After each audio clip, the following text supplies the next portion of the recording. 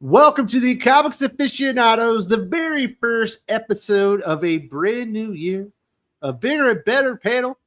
Well, basically the same panel, but you know what I'm saying. We're going to be doing some exciting things in 2026.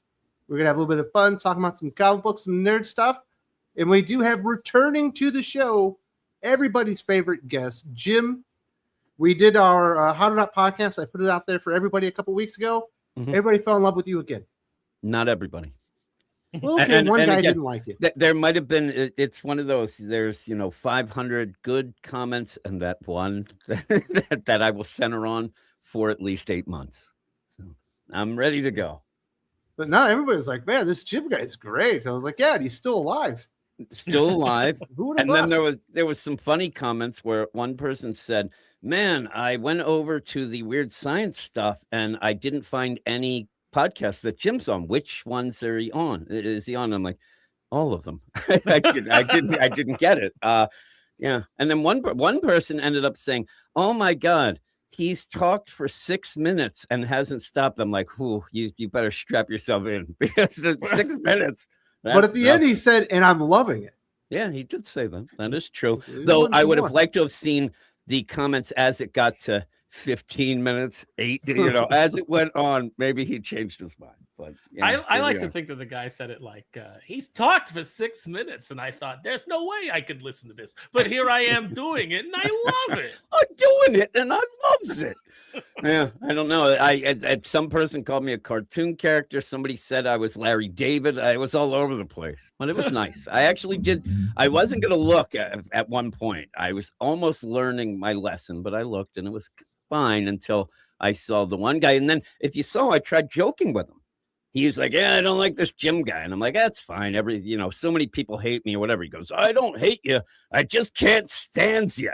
And then I got mad. And then I started yelling. I tried. Because he doesn't hate you.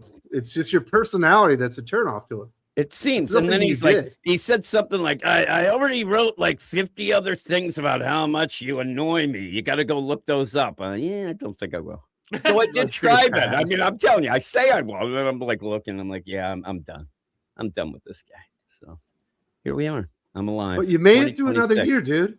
Yep. I actually do end up, I don't know if I did it this year, but on New Year's each year, I do end up making a tweet that I schedule for the next New Year's so that I can say one last time, "Hey, everybody, I know I died. I'm waiting for it. I'm setting it up, but yeah, I'm still here." No accidents since the last time I talked to you. It's been a few days. Yeah, no, nothing. I actually been just sitting around. I don't do enough anymore to really get that much in danger, though it does find me sometimes. But I did end up where my wife ends up calling me like at 5 a.m, and I didn't answer that. I was tired this morning, I guess, and I slept through it. And then I get 10 messages of she thinks that I've died in a gas leak, which is odd because we don't have gas, but that's fine. And all these other all these. I think you got in an act. Like she goes through a list, and that usually jinxes. Are you cheating on me? I'm telling you. Tell me your name. That would be nice. It's usually because, again, when we joke about it, it usually is the idea that I will almost be at death's door all the time. So she's going through a list. Like even go, "I knew you ate salty food last night. You had a heart attack." I'm like, no, that's not the case. I love you too. But yeah, so now, and in fact, she ended up trying to call right as we started, and I had to tell her that I am alive, but we're recording. That's more important. So off we go. Whoa. Put Jim in a rough spot. Yeah. Thanks. So you didn't love this week's new comic books, but I did say you need to read the Punisher Red Band #4 if you wanted to experience something, bordering on good there. Did you get to check it out? No. I will be reading that today. We're going to record our Marvel stuff tomorrow. So I will be reading it either today or tomorrow. I'm too busy writing dirty songs. But you've been stewing on Age of Revelation finale, Ultimate Endgame, Marvel Kills the Predator Universe 5 for days now. Yeah, well, yeah.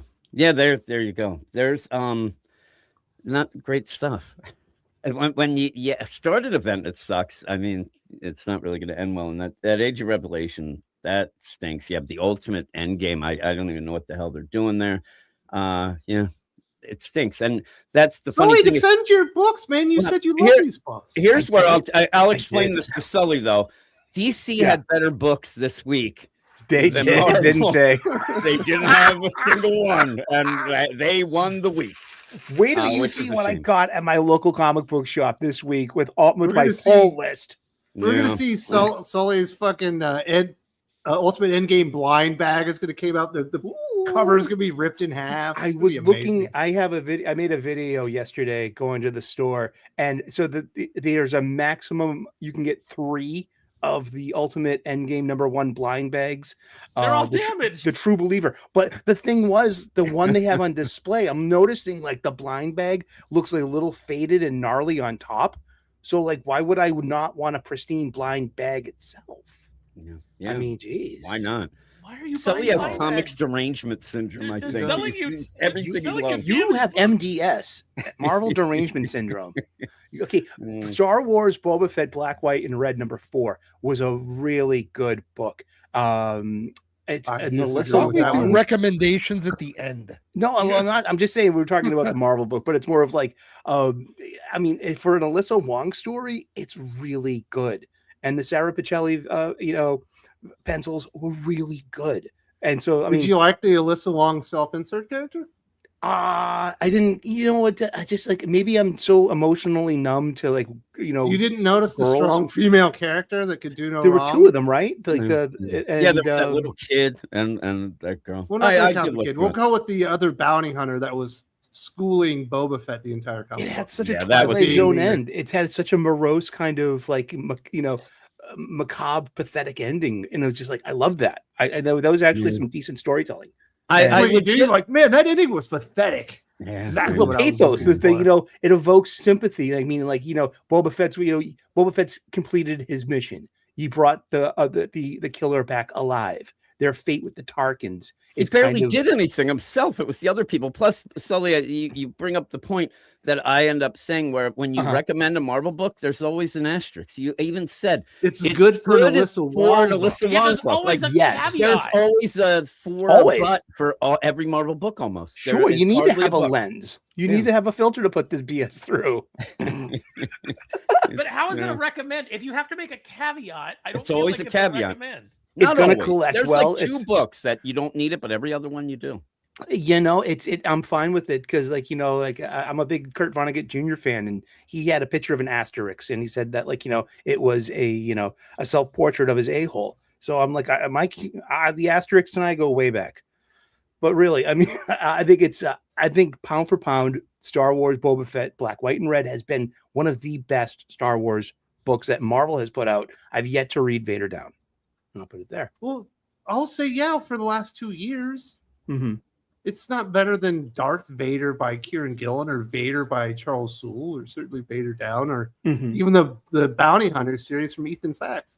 Yeah. So again, you'll say this Darth Vader book is good, but it's not as good as everything. That's just everything being critical. Maybe I'm like looking at bad stuff and I'm trying to see the good in it, but also as it's not a Marvel Star Wars stuff goes. Books. Is Marvel Star Wars stuff the corn out of the turd? I get it, but Sully, I would put this kernel is pristine. I would rather look at it as taking the corn silk out of the corn before you eat it. He wants to get the poop. You would have embarrassed me so much right now. True Scatman. If you hadn't already embarrassed me by not knowing that page was from Batman the Cult earlier. Dude, I was actually got that flipped with a different Jason Todd dancing reference getting into a fight. It happens. There's a lot of Jason Todd stories. Especially when you're a comic critic, you're looking at a lot of stuff. But there's only one comic when Batman is like completely shaken and Jason is taking the lead because Batman is just broken. But okay, and in Marvel Zombies Red Band #4, I like that. Oh my god! I know you don't like it. This is what we have. We have vastly different tastes. I need to know what sort of venting you do to get these people here. Sully, you're embarrassing yourself. No, I'm not. Sully, right in the corner of the box. He is, and he does send me his reviews for each Marvel issue each week, and boy, it's the funnest time I have all week. I have not laughed like I laugh when I get those each week. It's great. You liked Punisher though, didn't you? Yes, Yeah. for the most There part, you go. yeah. He likes something good. I think the You like Panosian Punisher, right, one- Dylan? You're the one Yeah. who wouldn't stop talking about it, right? Panosian is the Marvel Knights one. Red Yeah, Band came this out is- this week. Right. I mean, like, I Julius think the Oda. Palmiotti Panosian Yeah, that's what one's mixed better. me up. I actually agree. remember I this think one. the Marvel Knights one's better as well. But yeah, Punisher was good this week, Punisher and was good this week. Yeah. Undead Iron Fist was good. Those are the two good Marvel books. Only got I 4 read on issues. Undead Iron Fist. It was fine, but I Yeah. clearly had missed a lot of story. But Oh, you read the finale of a 4-part story. You didn't read That's what I any did. other issue. I was making excuses for you and your terrible taste. How do you jump in at the finale and then go, I didn't understand Because much of DC it. didn't release The a book comic this week, fault. so I was freed up to read a bunch of stuff I normally wouldn't read. So I read the Ultimates, I read that Jason Lowe stuff, I read a bunch of stuff I wouldn't read. I was going through it, and Jim's like, "What are you doing to me?" He's like, "You Yeah, don't I'm ever like, read what these was- books." It's like the You big could've just- surprise. I'm like, what happened? You should have just caught up on Undead Iron Fist. Only 4 issues. That's a Instead of lot. jumping in at the finale. I It's still have good. the You're Most asking a Marvel lot in of my two head. lazy men. most Marvel minis get 5 issues, Dylan. What was wrong with Mm. Iron Fist? Exactly. It was Jason Lowe. They knew it was bound to die premature. It was good. For Jason Just Liu, gotta it read wasn't the that whole bad. thing. There I go again. Jess told me that you liked it, Dylan. That actually almost got me to read it. I need a lot of reasons to read a Jason Liu book, but I might actually catch up. I might try. It's actually good, and Fran Gallen's great on the art. And I was not expecting it to be good. I thought I was going to read issue 1 and then not anything else. And then I read it. I was like, "Oh, this is actually surprisingly." See, a good that's comic." one thing with Marvel that's set up that there are going to be some pleasant surprises because you don't expect a Yes. lot. You know? And my biggest endorsement is Sully hasn't read it, so that's how you know it's probably a is good comic true. book. Yeah. I just avoided that one completely. Yeah. The Fran Gallen art, and even maybe the Julius Oda stuff in Punisher Red Band, it's like hyper violent, but it's also got like a cartoony aspect, so everything's like really exaggerated. That is the biggest Punisher I've ever seen. He looks like Roadblock. I was about to say he got even Yeah. bigger this issue. He looked bigger than the prior issues in this one. He looked humongous. And I'm liking Tombstone in the Red Band. Red Band Tombstone is like, oh, that's a great version of him. I like that. I think he got one of those big chunky like kids action figures to do as the reference art, just sitting there. Those really big chunky ones. But yeah, he's huge. Yeah, he definitely been putting in the time at the gym. You know what I'm saying? Yeah. What and kind his of gains time in did the you other see this- dimension? I'm saying kind he's of games- avoiding. What kind of gains did you get this year, Dylan? I know you've been putting in the work at the gym. How much weight did you put on your bench? I don't know. I don't know how much I was lifting at the beginning of last year. You don't have a journal or something? No. How do you keep up with your progress? Just week to week. Ah. You don't have goals, you just do it? Yeah. 'Cause otherwise, then once you start to stagnate, then you get depressed. So you just gotta That do is week true. to week. Then you miss a week and you lose everything. Yeah, once you get sick, that's the worst. If you get sick for like a couple weeks and you come back, it's like years Yeah. of progress gone is what it feels like. Were you So sick, are Dylan? you? No, I'm not sick right now. No. Wow. Everybody's been sick, but are you Yeah. with Tommy from last week that Marty Supreme was a good movie? Yeah, I really liked it. Is it as I- weird as he said? I mean, to put it in perspective, the opening credits is the backdrop is sperm swimming to the egg. So Sexy. It sounds like a comedy. yeah, so there's that. There's a lot going on as well. So I wouldn't say it's like particularly a weird movie. There's just a lot going on in it. It was really good. I liked it. Definitely worth seeing. What else is going on this week? I started watching the second season of what is it, Fallout? Yeah. It's all right. Yeah, I would agree. That's how I Yeah. feel about it so far as well. It's all right.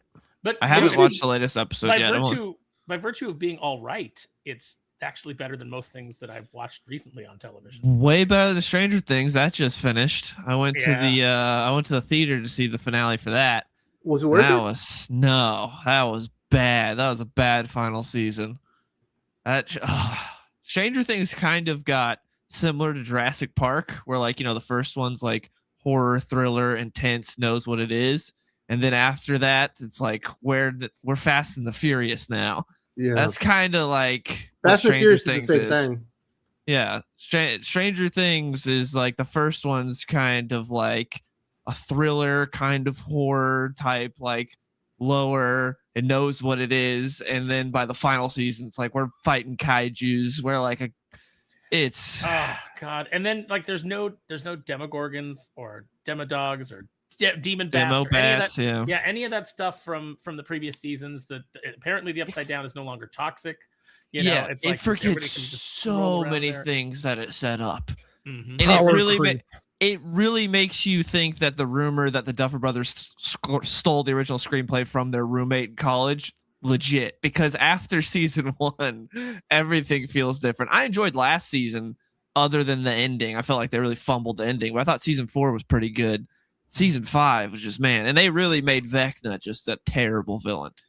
Yeah, I mean he should Like terrible as in really evil, or terrible as in No, as a joke, like just Yeah. an absolute joke. By He the end. accomplishes nothing, and by the end, you're like, what was even the point of the character? Why was he Mhm. even here? We didn't need him. They ruined the Mind lose. Flayer too.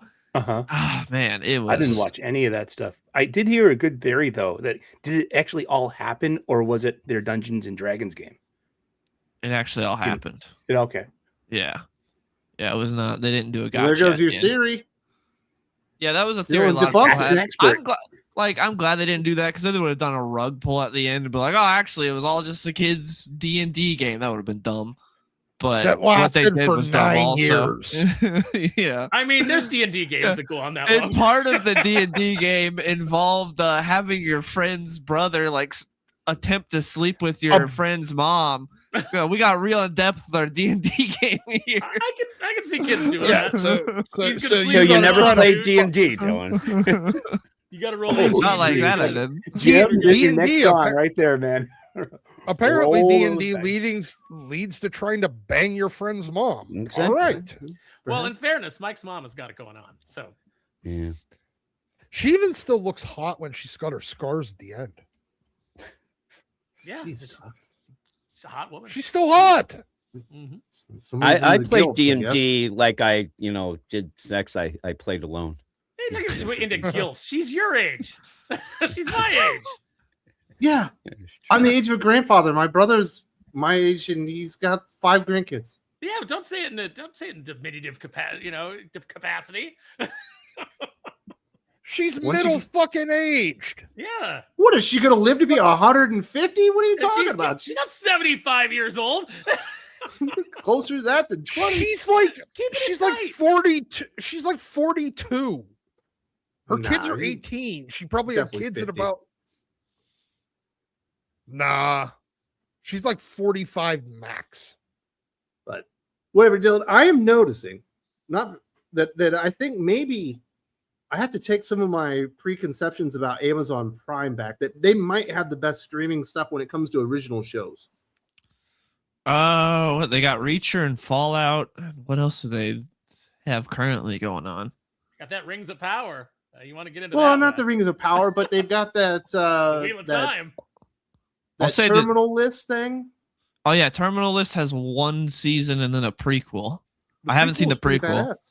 I like season 1 of Terminal List, but I haven't seen the prequel. But that's great. That first season felt like came out 5 years ago. Yeah. I think it did. I think it was Yeah. Chris Pratt, right? Yeah, and we just got a prequel. I need to watch the prequel, but it came out so much later. It took forever. But I don't know. I'm starting to feel like the original shows are pretty good. Although I am discounting Paramount Plus, I guess, because they still have all the Taylor Sheridan stuff that's good. They've got all his stuff. I mean, Fallout, I will say one thing about Fallout though, as much as I have problems with it, the production design is great. Like the set design, everything looks good. Like you can see where the budget goes in that show. It looks really nice compared to some other streaming It goes shows. to the ghoul's missing nose, man. Just amazes me every time I see it. And they do a close up, you see inside his skull. That's pretty gnarly. It's pretty nice. Do it, right? Yeah. Plus, Walton Goggins ain't cheap. You know what I mean? That dude's like a fucking superstar. Yeah, now he's Like, blown getting the up. Rock. Yeah. Last year was really the year of Walton Goggins. He had a lot going on. Yeah, White Lotus, Fallout, Righteous Gemstones. He had a lot. Dude, They so- need to bring in Timothy Oliphant as a character for season 3. I So you wish. get that nice little reunion there. I Nick wish. Cersei. Timothy we are- Elephant. So what do you think, Dylan? What is the best streaming service when it comes to like original contents then? Currently, I'm trying to. Well, I go to HBO Max, but I'm trying to think what's even on there. I Right now. watched Mayor from East Town this week. That's actually a really good show. Kingstown? Mayor Mare of East Town, Oh, starring Kate Winslet as a police officer in a small town in America. And like her life Oh, is falling apart, and there's a couple of murders that she has that she has to kind of figure out. But you should check that one out. I would recommend that one. Okay. I watch it. But I don't know What do you because think, I'm not big on shows, so You're only there for the movies. mainly, yeah. Like So I'll it's Netflix. occasionally. You got K-pop Demon Hunters. You got Frankenstein. So Netflix sucks ass. Yeah, that's why I Knives don't have it. Out. Yeah, again, more more evidence to Netflix being terrible. Netflix sucks ass, but you went to the movie theater to watch the finale of their TV show. Yeah, because I've been watching this since 2016, and I like the prior seasons for the most part. They did not stick the landing at all. Yeah. Ton of people there though. People were hyped. What do you think, Doc? What's the no one streaming right now? You Mr. Television. Oh. Well, now that Stranger Things is over, Landman. No. What's the best streaming service? Oh, platform? It might still be Paramount Plus. well, you do get just UFC because with of that the now. just because of the Taylor Sheridan stuff. At least until he's gone, because you got Tulsa King, you have Landman. All right, I'm Those are probably two of the best shows. I'm So- leaning towards HBO Max. I'm looking now. I'm seeing like Righteous Gemstones, The Penguin, Barry, Primal. Yeah, there's some shows I really like on there over the past few years. I'm leaning towards And HBO Max, you get all the Cooking Network shows. Yeah, if that's your thing. It is my thing. I love cooking competition. I'm the only one here to watch cooking shows. Come on, Sully. I don't watch I that like anymore. watching cooking stuff on YouTube, but cooking shows I don't really Cooking care stuff about. on YouTube. What I a like loser. watching. I I'm like a- watching eating shows. like That's the what hot I dog like. eating contest. Man versus Yeah, I food? like Chestnut. eating shows. Hey, film at 11. Joey Chestnut gets the goat. Who saw that coming? Sully, how do you become a better chef if you don't watch other chefs in It work? depends on the quality of show you watch. I will suggest anytime any of those old PBS Julia Child, the French chef shows, especially the black and white ones. All of those techniques. Over Beat are- Bobby Flay? Yep. And You are any day. insane. I am insane because I know good cooking. French cooking is the foundation. Think of Ratatouille. Chef Gusteau said anyone can cook. And if you pay attention to Julia Child and her techniques, anyone can cook delicious food, homemade in the most basic way with butter, flour, a hot pan. Butter and flour. Yeah, salt. But oil. actually, when you watch that, watch it closed caption. That voice will get you. I also liked the Iron Chef, the original Iron Chef, the Japanese one. Yeah. Like Chef Morimoto was always fun. And that was a fun show for a cooking competition. Plus, it The had American one's better. no. He can't beat that Japanese host, man. That guy was so flamboyant. Fuji-san, go! The He's got dude a from squid. Double Dragon is the host of the American one. That's Yeah. even better. Yeah, he was in a John Wick movie. He wasn't good in that either. So, you ever watch Jan Can Cook back in the day? I love Yankee Young Cook, Kid. yeah. And then, I did like that. that was a fun show too. Yeah, I mean, it's just like he taught me how to make a scallion pancake at home, and it was just like, oh, that's how you do it. You put the scallions in, you fold it and fold it. Oh, like to get that flaky, and that's actually really French too. Like layers of butter, flour, butter, and you keep folding, and then you fry it, and then it comes out flaky. I love food and comic books. So in the Philippines, finally on Netflix, starting this week, we got all the WWE program. We got Raw, SmackDown, NXT, and all the PLEs. So I was super excited, Aaron. I know you're a big WWE mark. I go in there and I watch them and I realize WWE sucks right now. Their Raw is awful. Yeah, it's pretty bad. They're almost pretty unwatchable. Pretty bad right now. Yeah, and here's the funny thing: it's still light years ahead of AEW. So wrestling is in a really bad. At least there's good wrestling on AEW. There's not. There's a bunch of gymnastic nonsense. But Guys get dropped. and it's every level of Raw blows. It's the interviews. It's the promos. They just come out and just The talk announce forever. team. The announce team is pretty much rock bottom right now. I know it could save it. No match gets a clean finish. Every match is interrupted by somebody else interrupting the finish. You need an AI Roddy Piper and a new Piper's Pit. You know what I mean? Something like Max Headroom meets Roddy Piper, and that interview's like that would save the day. Seriously. Let me tell you something. AI Roddy Piper and Max Headroom. Think about it, man. Smashing virtual coconuts off of people's heads and stuff. No. But Sparrow, I can't believe you're still like carrying water for WWE with this. I'm not carrying water for AEW or for WWE. I said it's bad. I just said that AEW is trash. AEW is trash, and Tony Khan owes me $80. Oh, it's the video game still. It's still the video game. It'll always be the video game. They released a broken, unfinished piece of garbage and called it a video game, and charged a premium price for it. And I was like excited. I was like, because at the time, I was like, okay, AEW is a fresh alternative, and I was into it. I went to a couple of AEW shows. I haven't been to a WWE show in years, but I went to an AEW show. I spent money on that product, and it just, they spit right in my face. Dude, you can't afford to go to a WWF show anymore, dude. Well, Aaron, I mean, I wouldn't even try, because why would I bother? No, good on you, Aaron. I mean, that's the same reason I don't buy Archie comics. Seriously, I mean, Afterlife with Archie came out years ago, and they had 2 more issues to go. 2 more bloody issues to complete this awesome story, and they failed.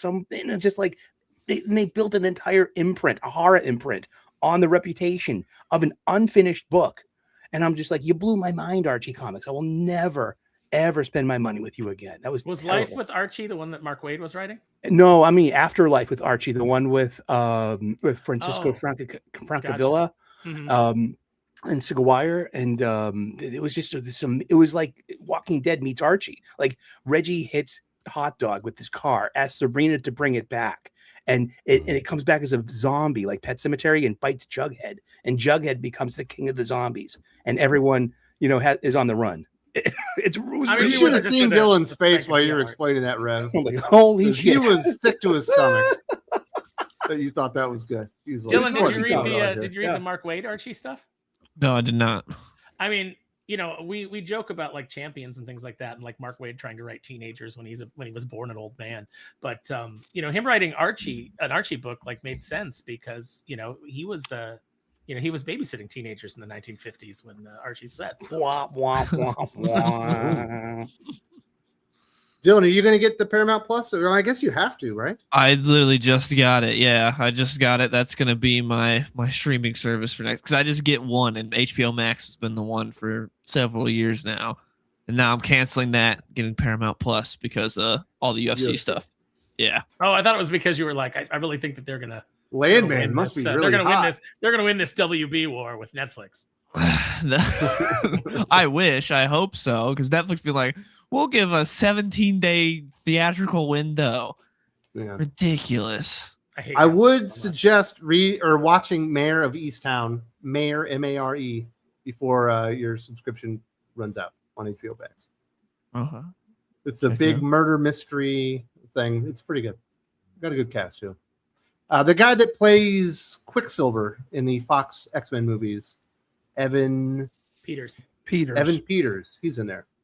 He's really good. Mm-hmm. No, he's the best part of the entire show. Nice guy too. Is he? Yeah. Does he like comic books? Yeah. Well, I don't know if he likes comic books, but I was up at a show in in Sacramento, and he and I ended up, we were in the same hotel, and I ran into him in the lobby, and we were sitting at the bar and just had a nice conversation, and yeah, he's a really cool dude, just really down to earth. Did you get his number? No, Oh. If I would have gotten anybody's number that I've actually sat at a bar with, it would have been Alexa Bliss. That's somebody whose number I should have asked for. She was probably a hot mess, right?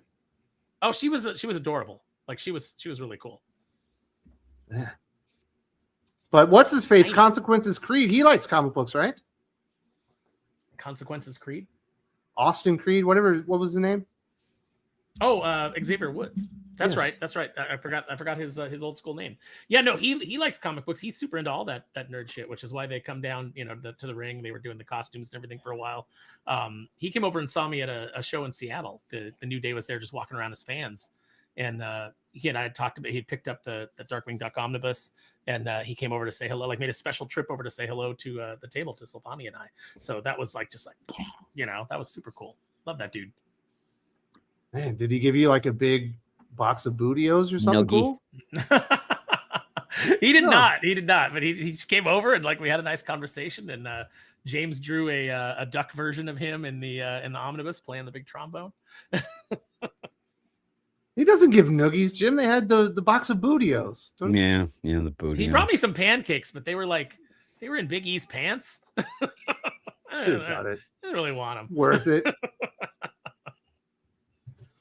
So last week we did have a big gift from Doc. Gave out 50 channel memberships, and I was able to get 50 names, but I haven't gotten 50 talents for people to protect. So I'm going to keep working on it, but we're going to get through some shout outs to our new Thinking Critical backers, and certainly a big shout out to Doc. We've got Yol's Zolyin podcast, aka Hardcore, the protector of Fort Meridian. Welcome to the family. Thank you very much to Smackus, aka Ricochet, protector of the Red Line, Murdoch 8694, aka Deadeye, protector of Farpoint. We've got Joji Telly Zaldi, aka the Anvil, protector of the Cinderport. We've got Matt Sager.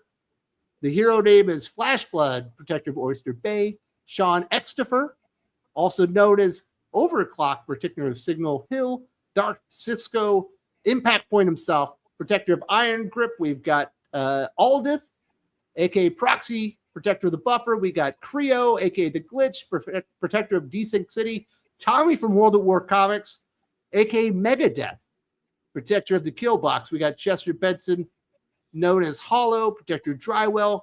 Comic LF, aka Tecton, protector of Trevor Ridge. Clark Kent, aka the Soul Gate, got a new name now, protector of the Extraction Point. Iconic Dreamer, aka Cinder Step, protector of the Forge. Framer Mike, aka the Verdant, protector of Eden Prime. Summer Goblins, also known as Signal Zero, protector of the Void Link.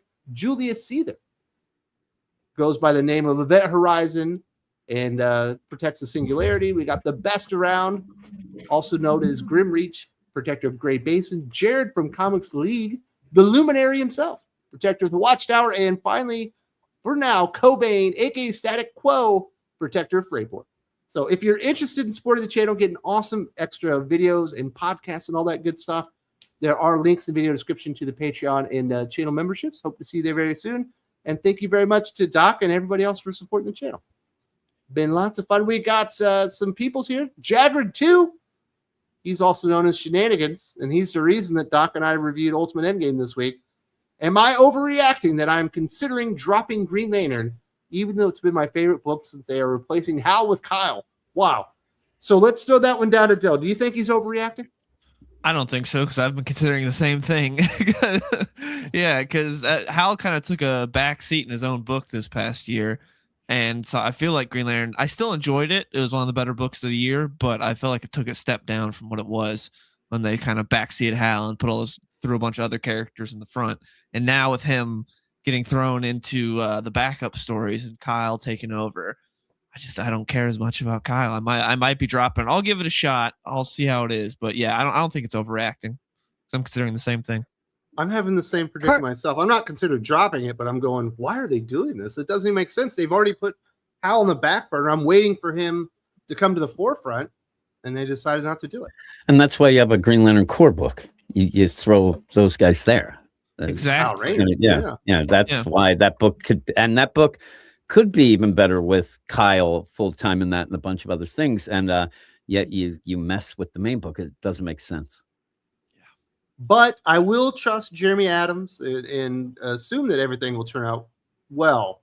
But it didn't strike me all that good. What did you think about that one, Sully? I'm a huge Kyle Rayner fan in the first place, so I kind of don't mind. I when I came back to reading comics in 2001, I got 2 comics every month. It was New X-Men by Grant Morrison and Judd Winnick's Green Lantern, and it was right like peak Kyle Rayner. It was I love his the way he could use his powers. Being I like thought Pete Kyle Rayner was Ron Mars. really, I thought that was all build up to Winnick stuff. I really liked Winnick. Oh. I mean, I know that's not going to get any traction with my friends here. I liked his Green Arrow. So You know, Yeah. he did Exiles too, and that flew completely under my radar. I'd love to go Under back. the Red Hood. That's a great book. I'm not saying Judd Winnick's bad. I just Yeah, Aaron, I always the way I understand it, the way I interpret it is that Ron Mars is Pete Kyle Rayner, right? I mean, I think so in comparison to Winnick stuff. Yeah, I absolutely think so. And Winnick is the one who had to come in and do that. Oh, he's part Hispanic, so now we can put him on. Well, now we can put him on covers where he's holding a bag of tamales because that's the only thing that we can think of when we think of Hispanic people. It's That's probably not Judd Winnick's that was fault. 20 years in between. Yeah, that's the but Judd Winnick's the one. fault. Judd Winnick's the one who was like, oh, I'm going to make him half Hispanic for. Yeah, and he's half Irish too. His mother was Irish. Yeah, I had a thing with Judd Winnick at the Hyatt bar, and I wasn't a fan Vendetta. of him to begin with. Yeah, It's wasn't got a blood fan on of it. him. No, I wasn't a fan of him to begin with, and then he was. You was got kind of a puck kicked jackass. out of the real world house in San Francisco. I've never forgiven you. You were getting Yeah. some digits, and he inserted himself, and like, No, he tried to police my language. oh, And, one of those guys. I'm like, yeah. get out of here. Yeah, and I basically told him to go piss up a rope. Yeah, I could see him doing that. He's kind of like that in the real world. One of those minis, kind of a sissy. You know what I mean? Yeah, so it's like, Jesse Snyder said like, oh, the reason you don't like Judd Winnick is because you don't like somebody, or you don't like being charmed by a writer.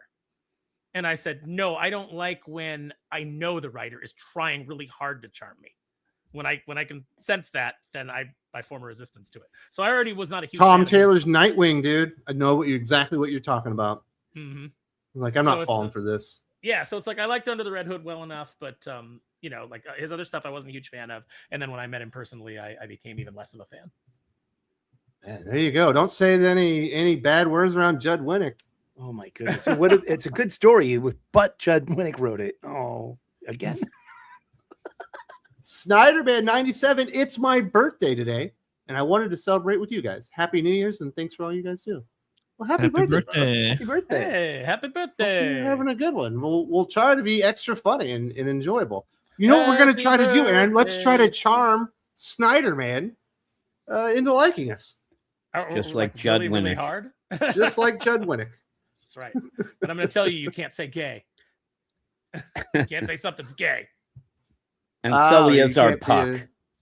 Yeah. Oh, boy. What? No way, Sully's puck. He wasn't. Yeah. Here's the thing. It's always I wasn't fun. even talking to him. He was like Yeah, of talking to course he somebody else, like right there, and then he turned around and inserted himself because I said something was gay, and then he's like, "Oh, he gave me this big speech about like passive aggressive gay bashing," and I just looked at him and I said, "Oh, that's gay," and I went back to my conversation. You see, I got brass knuckles in my pocket, dude.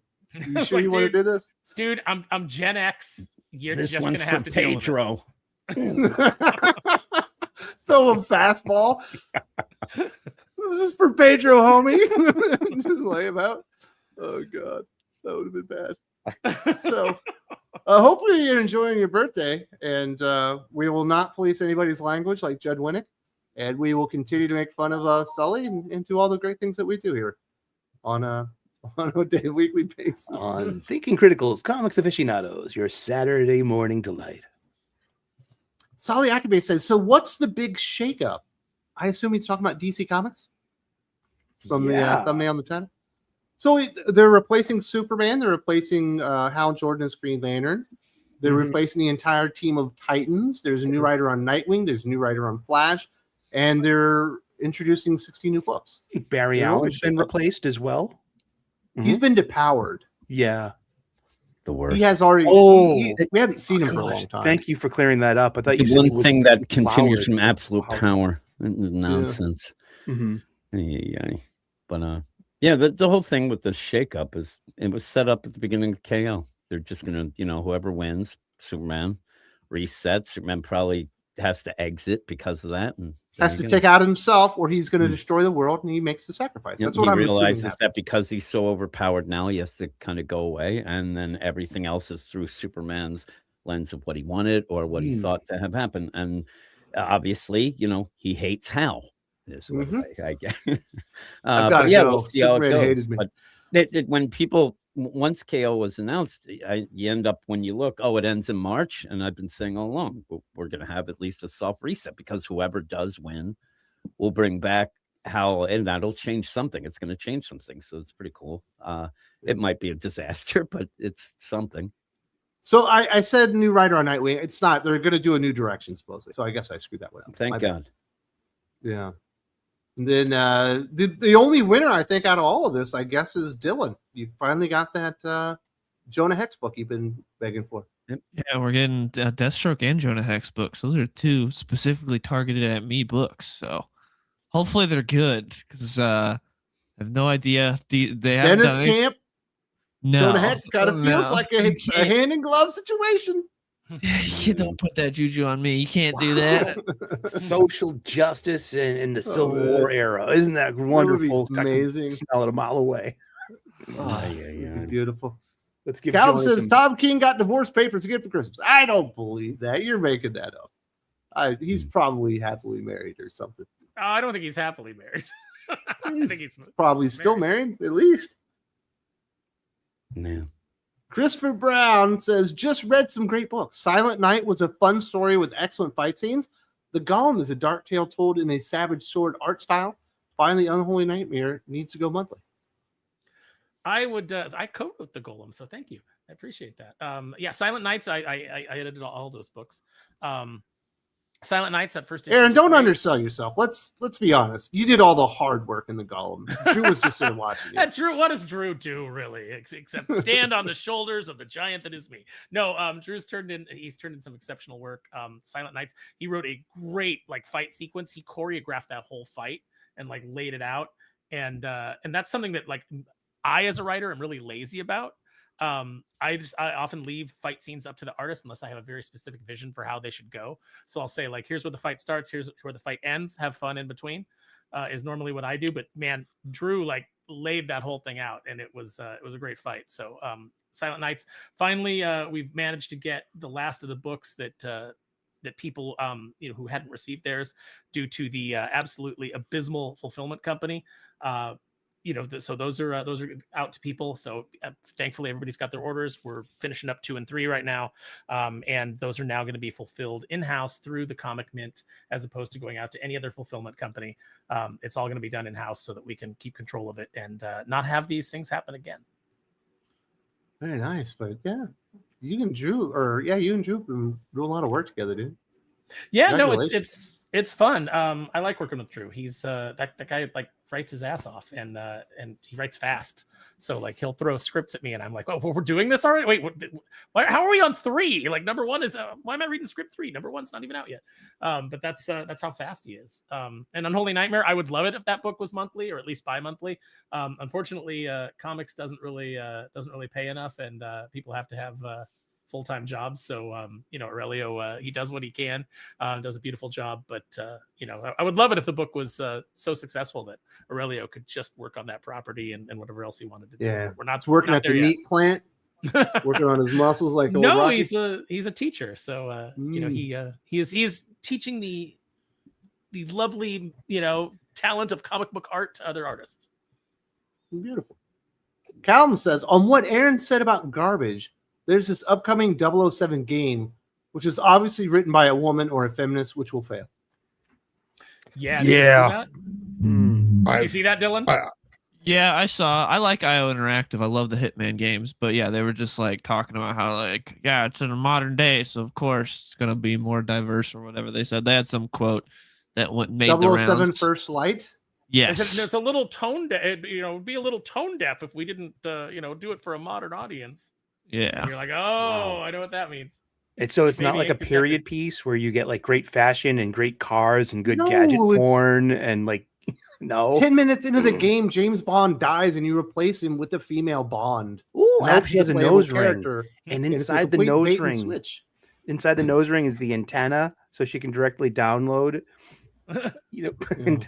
Oh shit! Like, And set Bond back in the '60s, like when you could do like all the really like stylish.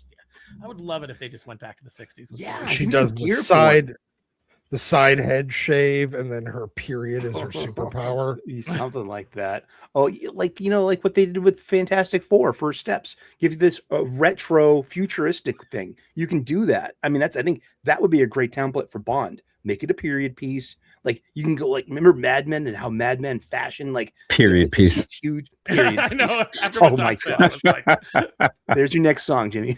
Yes. I can hear it already, man.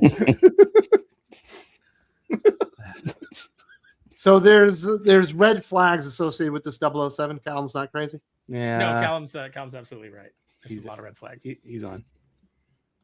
Yeah, that's too bad. Sam Romero, hey guys, just wanted to say love your Star Wars prequel video. It was a lot of fun. Hope to see more stuff like that in the future. Well, I'm glad you loved it. Somebody took it very, very seriously. They were very upset that we even thought it needed to be fixed.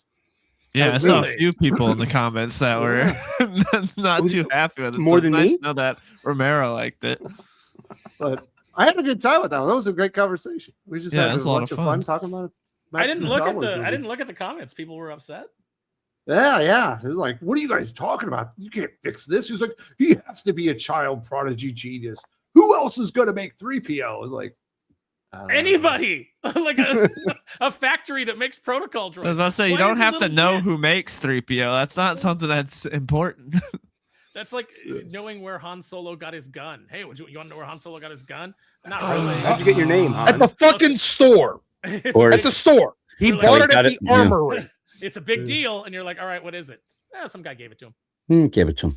Oh, all right. Thanks. Just like herpes.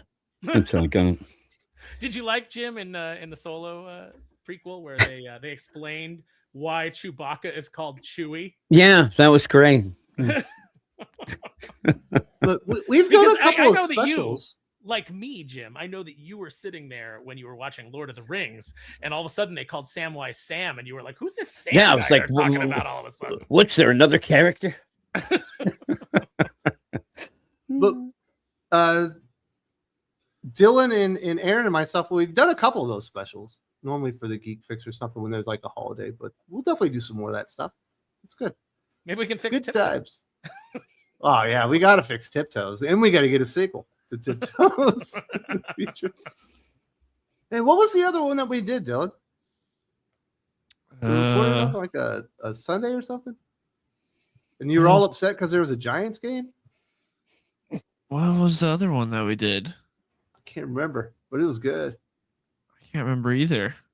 I suggest K-pop Demon Hunters next. That's Yeah, what how to Dylan fix that should do. shitty movie. You're right. You've That's not what we even gotta seen do. that movie. How to fix that Film terrible was movie. pristine.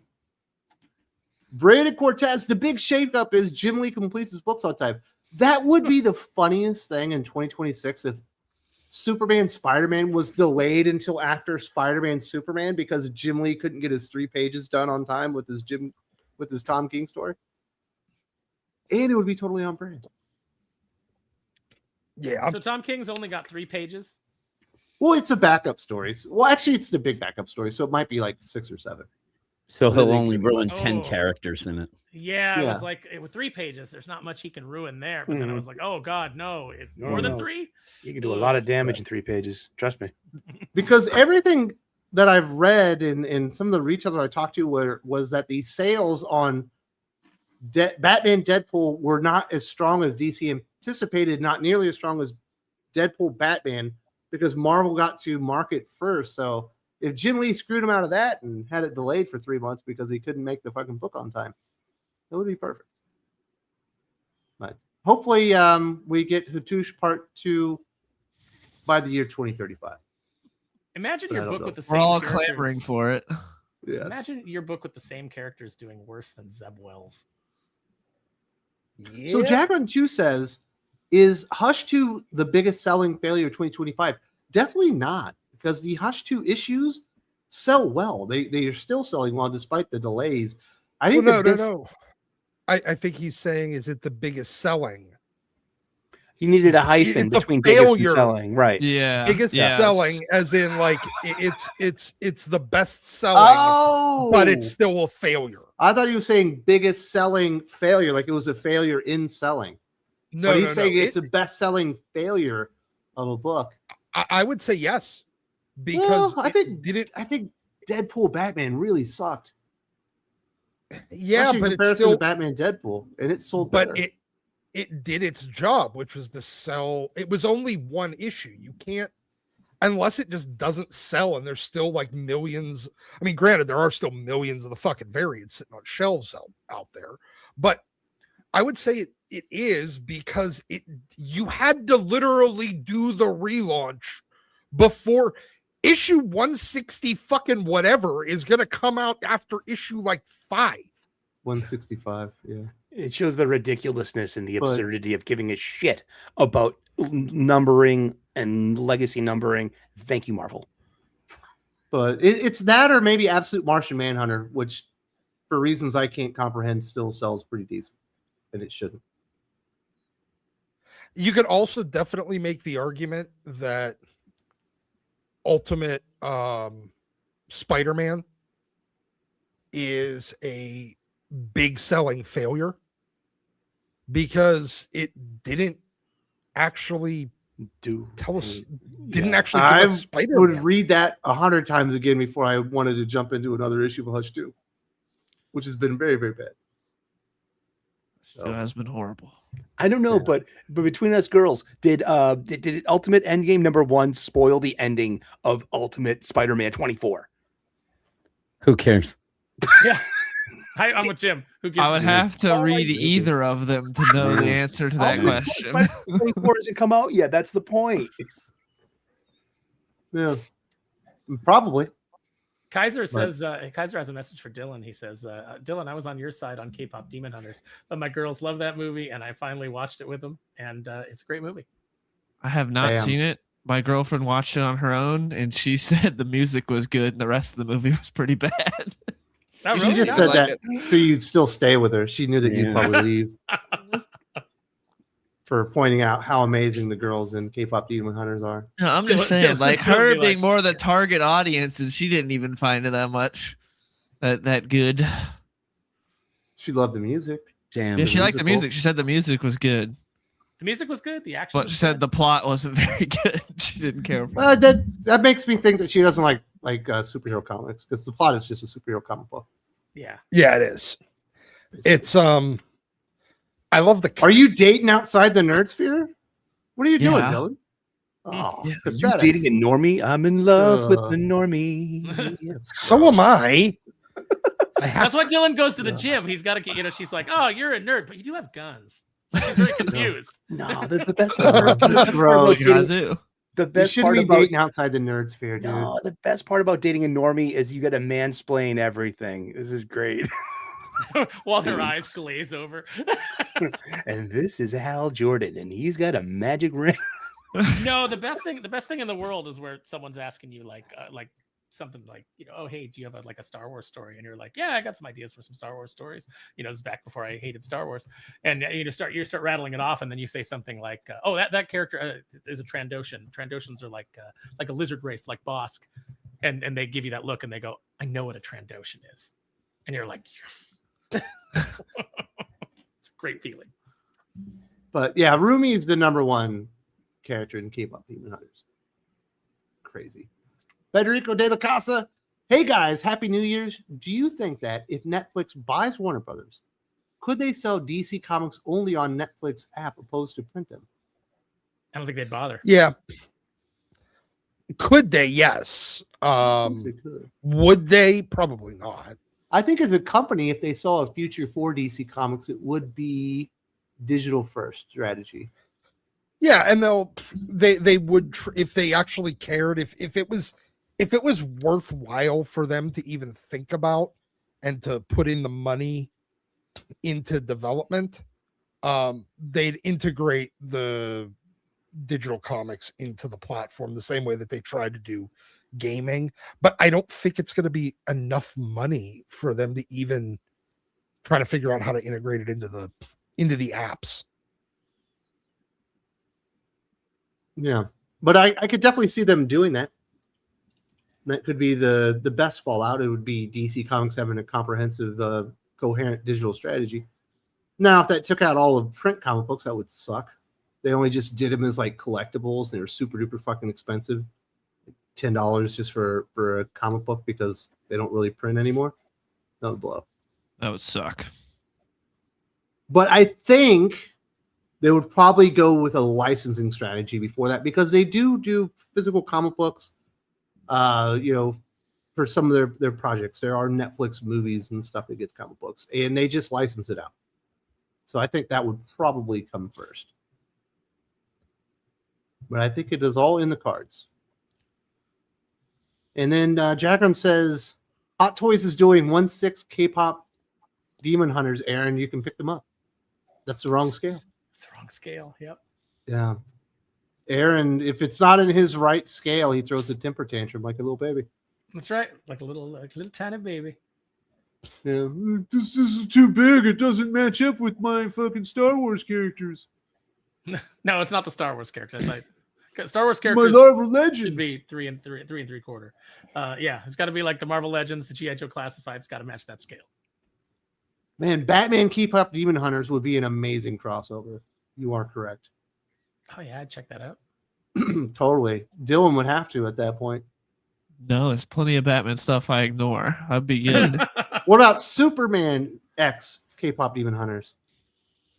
Still don't care. Superman needs to admit, Dylan, because he's vulnerable to magic, and the demons have magic. Exactly. So I guess we'll get into these. Cartoon. If it was in the 80s, it would end with Superman singing on stage with them, and it would be really cringe. Let's get to these DC Comics massive 2026 changes. We've been talking about it, and they've been kind of trickling out, but I think we're just now realizing, Jim, what kind of scale this is. They're not changing the Absolute Universe line. Batman's going to stick around, but they're doing changes to Superman, Green Lantern, Flash, Titans. They're basically putting out an entire new line of C-tier titles, like extra books out there, including what we talked already. Jonah Hex. We talked about Firestorm is going to be there. Yeah. Deathstroke. So you saw all this coming, though. You've been talking about it for about 9 months, dude. Yeah, you could kind of tell, and luckily the scale of it isn't 1/6. That would suck. But no, it's only off air. And the thing is, though, I mean, when we talk about this, there's going to be the idea: did we need to full scale change? I'd really like the idea of those side books. There's a lot of characters that we haven't had, like a Firestorm or a Jonah Hex. Dylan probably is a bit more of a fan, but I love Jonah Hex, so that got me excited. And DC. Marvel has that weird play that they try to excite people by saying, oh, we have a new #1, but it's the same creative team, so it's not that exciting.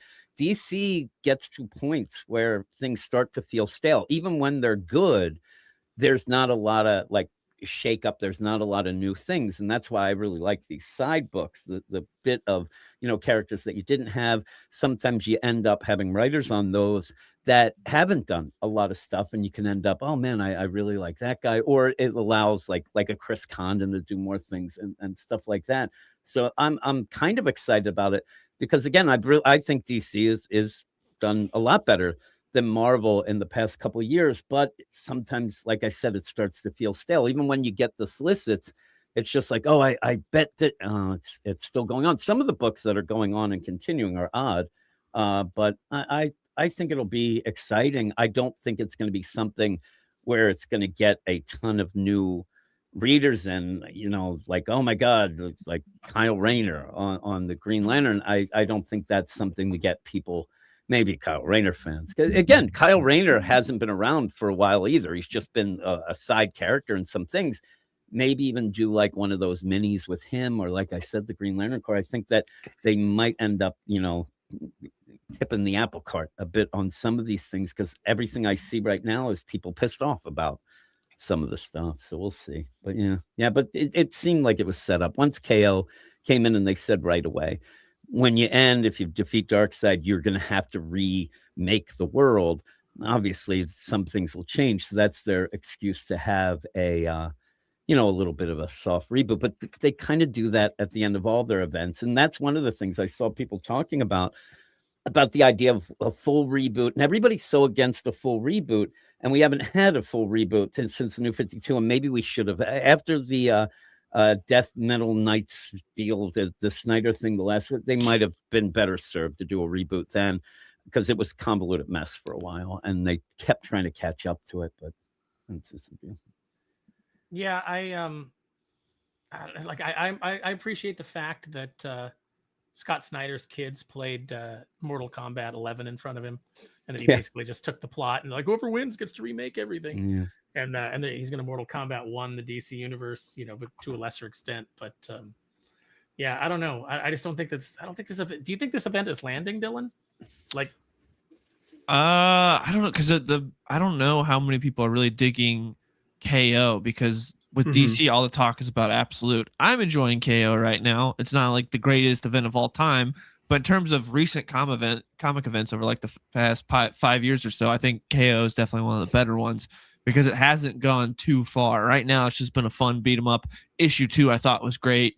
It's had the spinoffs have been very mixed with tie-ins. There have been some good ones and some terrible ones, but so far, I would say I'm enjoying KO. It's been pretty fun. It's just as long as Snyder doesn't get too big for his britches at the end, and it doesn't go too far into that like Dark Knight's death metal realm, where we get in the cosmic gobbledygook and there's way too much crap going on. You don't care. As long as it doesn't go into that, I think KO could land and be pretty cool. I'm enjoying KO so far.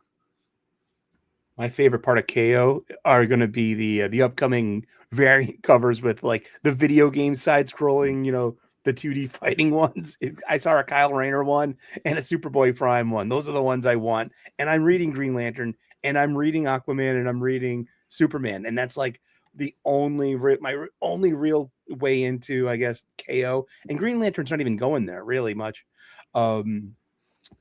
I don't know. I mean, so Next Level is being advertised as an Act 2. So they have an Act 3 already coming at us probably next year. You know what I mean? If you follow your act structure, there's usually 3 acts in a story. Yeah, and there's always those specials that are number ones that we never get a number 2. So I would, I do wish that DC would realize and figure out what the hell rounds actually mean in a fighting tournament. It's like every book is had. It drives me nuts. I know they're naming or numbering, so the what to read next or whatever. But you end up in round 2 that we're at round 9. Like, what the hell happened? You don't understand. Yeah. Well, where did tournament structure here? It's a side thing, but it just drives me nuts every time I see it. I mean, will there be a free comic book day this year? And will there be a DC Next Level special like the last year's flip book? You know what I mean? It was really good. Well, there's going to be a free comic book day, and then there's also, what's the terrible name that they came up with for the opposing free comic book day? I can't. Wes and I talked about it. I can't remember what it was, but like we were both laughing. It's like, oh, it's not a good name. It's not catchy at all.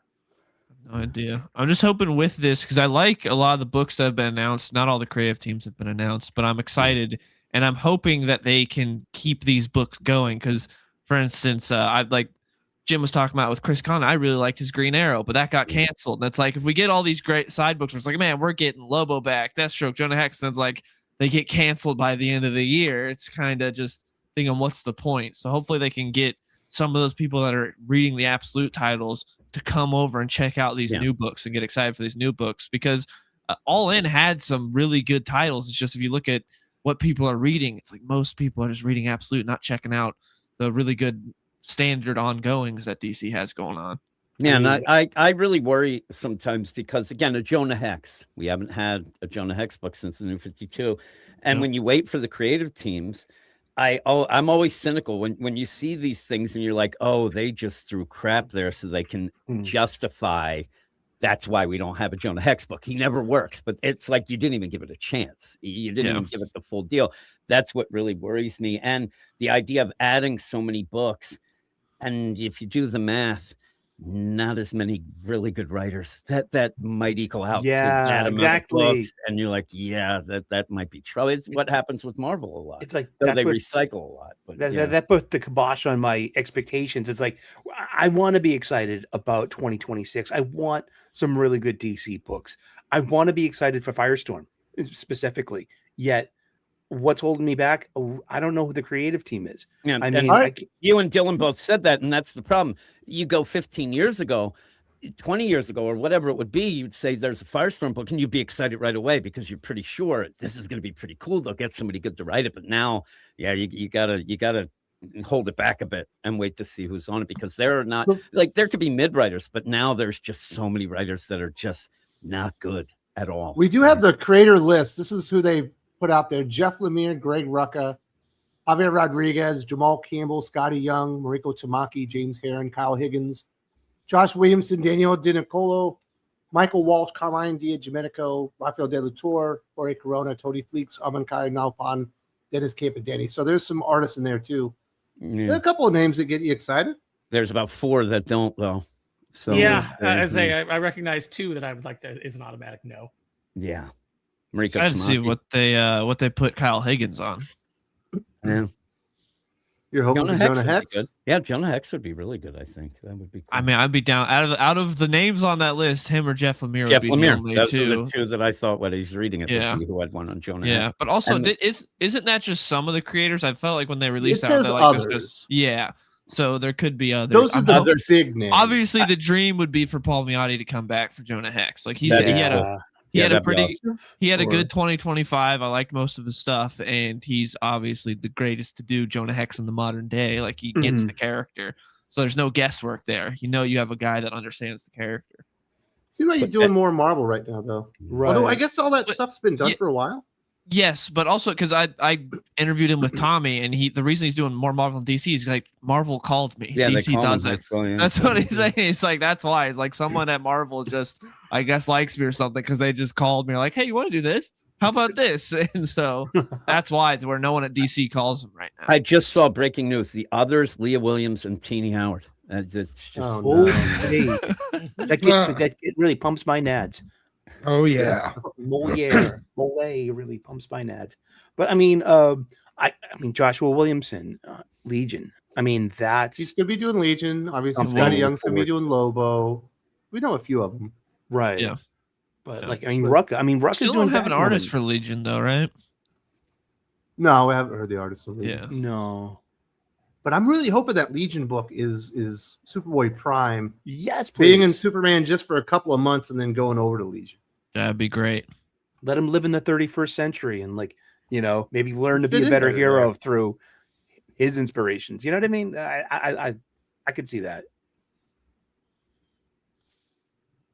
What do we think about old Tate Bromble taking over for Titans? I think it's a mistake. I don't get it. He's done Green Lantern Dark, which sucked. He's done That the was Batgirl terrible. series, which is less than mid. His pacing is god awful, and that Batgirl, I was really excited about that Batgirl book, and then yet at the moment, the biggest moment that I thought in the series was when Cassandra ends up reading a guy's body language wrong and attacks him when all he wanted to do was take a shit. And that is legit was in the book. That was my favorite part. I'm like, oh my God. The guy just wanted to take a dump. And she's like, danger, attack. And ends up attacking the guy. The guy's like holding his ass cheeks closed. He said, he's like, I just was looking for the bathroom. It was great. There aren't enough moments in superhero comics where the superhero goes, "Oh, I better get down there." And, Exactly. it was great. I gotta hit the bathroom first. And I kind of alluded to it earlier when I said something to Dylan, but it was the idea where that Batgirl book continues, and yet Chris Condon's Green Arrow gets canceled. That's kind of ridiculous, but Yeah. yeah. The Don't biggest get it. loss to me is Batman and Robin, but I guess he's But that's in he's Marvel, leaving so for he's Marvel. leaving. He Yeah. has to do it. Yeah. Yeah. And again, they already switched to Philip Kennedy Johnson after Joshua Williamson. If you end up switching again, I don't know. It feels like, it feels like a weird play of too many writers on a very small run so far. But I kind of wish that would continue. Hopefully, Paco gets some more work because I think he proved himself in that book, and he should be on that name for the artist. Yeah. I'd rather see him than a lot of people. But that story reminded me, Jim, where you're talking about he just wanted to take a dump. There's a great backup story in like Flash 80th anniversary from Jeff Johns, Yeah. where it's Barry. I think it's Barry's birthday, and all of a sudden, Captain Cold is out there, and because he goes to buy like a 6-pack of beer. Oh, yeah, because he yeah, wants yeah. to watch hockey. Yeah. Oh, They yeah, think yeah, that I he's remember that. robbing the store, and Flash like he's just trying to ruin my birthday. Yeah. Oh, that was good. You always love it when there's a little bit of miscommunication, right? Yeah. The guy just wanted to take a dump. That was the trade where legitimately it was like it was on a slow train going nowhere that whole time, and they were just walking around the train. We did a joke in Darkwing once where he was like teamed up with Steelbeak and he wanted to land because he had to do something with Goslin, and he was like, can you put down for a minute? And Steelbeak's like, when you gotta go, I guess. And then we do the whole scene with Goslin, and then when Darkwing comes back, Steelbeak doesn't know what he's done, so Steelbeak's like, "Hey, you were gone for a little while there, Darkwing. I got a bran muffin in the glove compartment. If Oh, waka waka. So what are you both looking forward to there, Sully? What's got you feeling like this is going to be a good change? Besides Firestorm, you already said obviously you're looking forward to that one. There's an Etrigan the Demon book coming out, and I tend to like that. I like the rhyming part of it because if you got a good writer, you can really get a good feel for Etrigan's dialogue. And it can, if it has a meter, if it has real rhyme stuff, I mean, it can be clever. I mean, and then like someone like Garth Ennis, when he used to do Etrigan, that was for me peak. And what writer DC probably thinks he's a poet, right? Which one? Who, Camp or? Oh yeah, yeah. I think you can imagine himself a poet. Yeah, you imagine Dennis Camp on Etrigan, social justice through the son of Satan. I'm sorry, that's a Marvel trademark. Sorry. I'd rather have Jason Liu on Etrigan doing poetry. Oh, no way. Those original lyrics in Concert of Champions and Dazzler were like, and in the Dazzler book. I made some of those in the songs. That Dazzler bullshit. It's so in the bad. pseudo kung fu terminologies for combat moves, like smuggled in as a replacement for sound effect. In the swoosh effect. You know what I'm talking about? Like I hate those. Man, Jim, why are you crapping on Dark Patterns? I don't get it. Didn't like it at all. I know everybody seems to like it. I think it was elevated because everything else sucks. I thought it was mid at best. I really didn't like it. See, you think it's just me, but it's everyone too. Yeah. Yeah. I thought it was pretty dope. I didn't love the ending. I didn't think every story ended with a thud. Everyone. Especially the one. What Scarface is the building. Then you have Ghost, but it might not be Ghost. But then it's also so convolutedly stupid by the end, and I just couldn't take it. I thought it was. I like terrible. the one with the Red Hood gang, and it turns out it was the old man pretending like he used to be in the Red Hood gang. That was pretty great. Everything had to be a twist. It's nonsense. I tell you, I just didn't like it. I didn't like it at all. I think Dan Waters sucks overall. I think he's terrible. This Nightwing sucks, yes. But people seem to like him. I do not. I don't like his style. I don't like the idea of, again, three deal stories didn't work for him. And at the end, you had to kind of rush to the end. I thought they were all convolutedly ended. So we'll see. We'll see in 10 years if people still read it. They probably will, but I won't. I think there's other bigger Batman books like in 10 years of people rereading, but I do wish they would remove him from Nightwing, Dylan, because I think Dan Waters on Nightwing is a fucking drag. It has not been great, but hopefully with the new direction where he's talking about going more into detective stories, they'll be more interesting because the giving cops jetpacks and going all in on Tom Taylor's retarded creation of giving Dick a half sister. That's the real Nightwing. Sully was talking about Nightwing earlier. She's his half Asian sister, so that's the real Nightwing. Oh my god! And that she's was a typo and a genuine mistake. But we're waiting for B, the Pirate Queen, to come back. You didn't see that earlier? Yeah, Sully in the chat was talking about Nightwing. That would have been a good mashup character with Superman, Deadpool, Batman. You say stuff like that, and they're going to make a Nightwing special, and it's just going to be moose knuckle shots. We'll see if I can get it into Kneel Before Doomface first. Stephen Strange's Wong shows up in Bloodhaven. The fact that Dan Waters didn't immediately derail her when coming on the book was a bad sign. It took him a while to get rid of her. She's gone now. She's gone now, though. She's heading off with billions. she makes out like With Alfred's money, yeah. the queen. The idea though is when Dan Waters first jumped on the book, he said, "I'm so excited to do this. I'm going to tell street level stories that really get to the heart of the detective." I'm like, what the fuck happened then? I mean, all of a sudden you have Teddy freaking cut, crazy. You had a child getting nuked like in the first couple of issues. You have fly boys that are half fly. Yeah. You have the clean cut crew that had nothing going on until later when they ended up juicing themselves up with man-bat serum. I mean, this shit is all over the place. And then the RoboCop. Yeah, the blockbuster. You got all those nonsense. You got the RoboCop stuff that ends up being a zombie girl who's controlled by Zani, the god of the circus, whose head falls off. You got Nightmite. Yeah, and Nightmite ends up haunting the Titan's Tower to then Isn't become there a Nightwing Prime? Yes, that was a little kid. Yeah, that was the brother of the kid who got nuked. And so you have that. And then in the meantime, you stop Nightmite by making him soup. Really? Yeah. Is Nightmite really Larry from Teen Titans Go?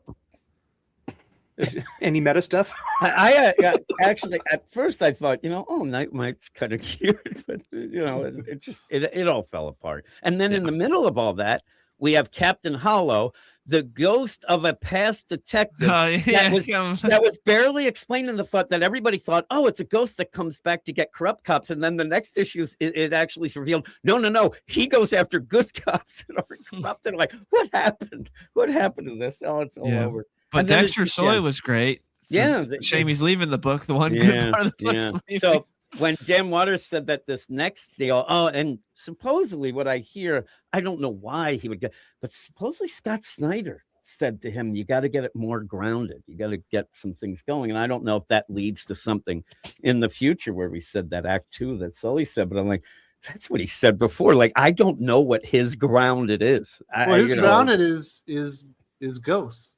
Yeah, that's Highway, right? All of a sudden Scarface will be a building again. Though I do like in that Dark Penance that the art, I did like the art in it. I think it's great. I love where Scarface was the building and that sofa coming out was the cigar. That made me laugh. That was pretty fun.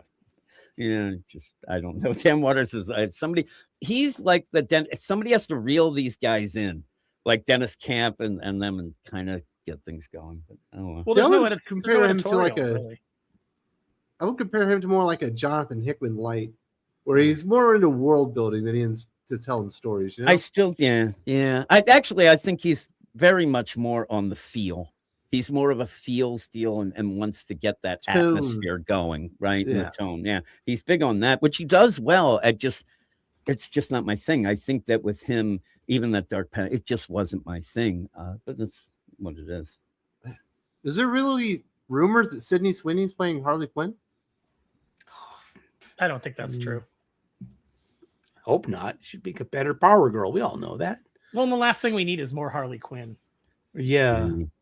Plus, James Gunn had a really good working relationship with Margot Robbie, so I don't think that she's going to be. Plus, she's a $1 billion superstar movie actor. I'm sure they want her back, right? Yeah, I don't think Margot's coming back though, because like when they asked her when it was starting, she's like, I always saw Harley as a character to pass off, and a bunch of people would play her. Sound like she doesn't care to come back. Well, I mean, I don't want to see any more Harley Quinn, so I'm good either way. Yeah. That's just move on. No one cares about her anymore.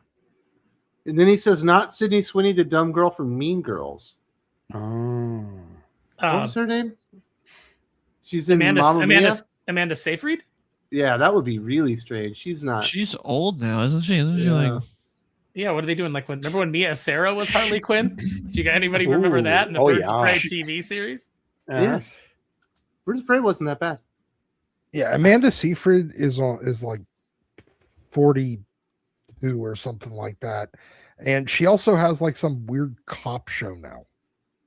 Yeah, that doesn't make a whole lot of sense to put her in as Harley. They should just go get the girl that plays her in WWF. Oh, Alexa Bliss? Alexa Bliss. Yeah. She'd make the best Harley.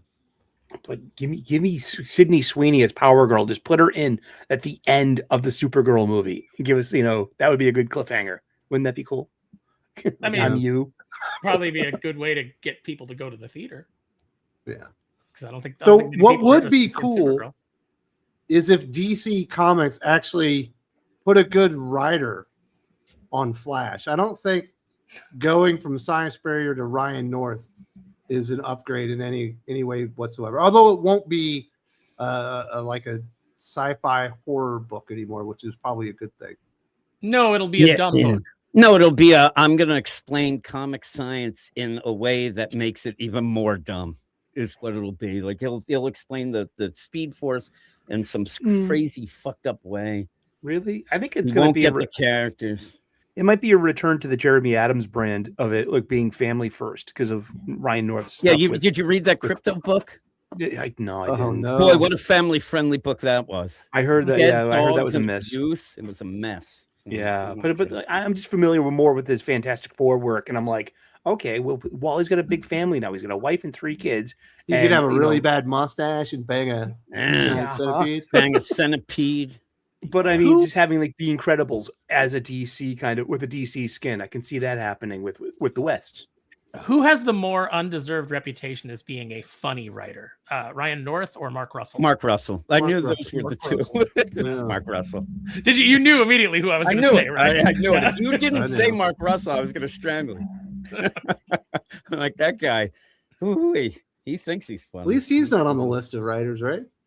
He might be the other. I don't need that. I just. There's only one thing worse than Mark Russell. It's his 3 fans. They get real annoying. They also think they're funny. Oh yeah, and they think he's just blowing people's minds. Is what it is. Yeah, that's probably the worst decision, Doc, that old Dan Didio ever made. Was thinking that he was talented. Mark Russell. Yeah. Yeah.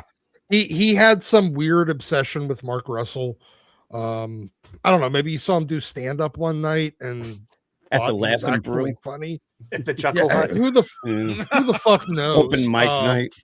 But it's the And Chuckle just Hut thought- from 30 Rock. Yeah. And just thought that this guy was actually fucking funny. I have not read a single line from him that has even like gotten a smile on my face at this point. But no, I mean, look, do I think that it's his worst decision? No. I think that giving Tom King Yeah, I the was going to contract say. that he did Yeah. was much worse. At least Mark Russell was mostly quarantined to shit books that nobody was Snagglepuss? ever gonna And read. minis and stuff. Yeah. At least we're Garbage that- largely isolated. Like he's largely isolated now and rarely does anything. So like we don't have to endure him, whereas we still have to endure Tom King every month. Yeah. And I disagree at one thing. He did say something. Mark Russell did say something funny. It's when he ended up arguing with me that his Prez book was not going to be canceled. That was hilarious. I thought that was the best thing ever. And I laughed at him, and then it was canceled. And then he argued with me that it was on hiatus. So I always kind of, I haven't done it in a while, but I'll tweet him once a year of asking when that book's coming out of hiatus. It's been about 10 years. When's the hiatus over, bitch? When is it over? I keep asking him, and he didn't block me, but he'll like go ha ha or something, and then I write, at least one of us got somebody to laugh. Now I remember when that book when he said that no, that book's not getting canceled. I remember because I wrote it down. I said Mark Russell made a very funny joke today. I wrote it down. It was good. But he was on the perfect book when he was on Snagglepuss. You know, something nobody read, nobody cared about. Is like that is the perfect vehicle. It is for the a wife. perfect book for him, and some people did like it. It won awards, but it seemed like that he at least cared about that, and he did it. Well, and it won that's awards fine for him. It won awards because they made Snagglepuss gay. That's why it won awards. Yeah. It didn't win award for any other reason. It was the Well, I participation mean, trophy. with that accent, it kind of was. It wrote Heavens itself. to Murgatroyd. Well, now Heavens to Murgatroyd. now that guy now Snagglepuss interviews people on the red carpet for Variety. I've heard. I've been told that this is the gayest. Does he have Marvel the project, cigarette holder thingy? Oh yeah. He's got the microphone instead. perfect. You know. Oh my. Heavens to exit stage left. Oh man, I can see Sully loving the shit out of Snagglepuss. I have my limits, man. Really. What else he did? Did he do Flintstones? Yeah, you did. because I quote that every now and then when I go, and whenever I see the Flintstones now, I'm like, Bonnie, we participated in a genocide. Exactly. Oh no, Fred.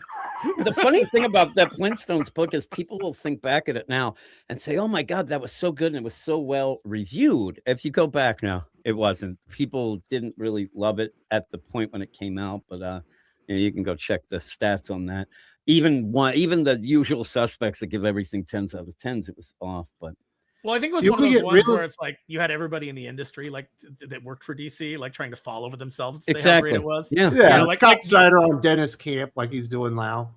Yeah, or like he got mad at me for that. Gail Simone does when she's trying to suck up to somebody to like get some work, where she's like, oh my gosh, I'm reading Ryan North's Fantastic Four, and it's just fabulous. Never anything specific about what she liked about it. Run.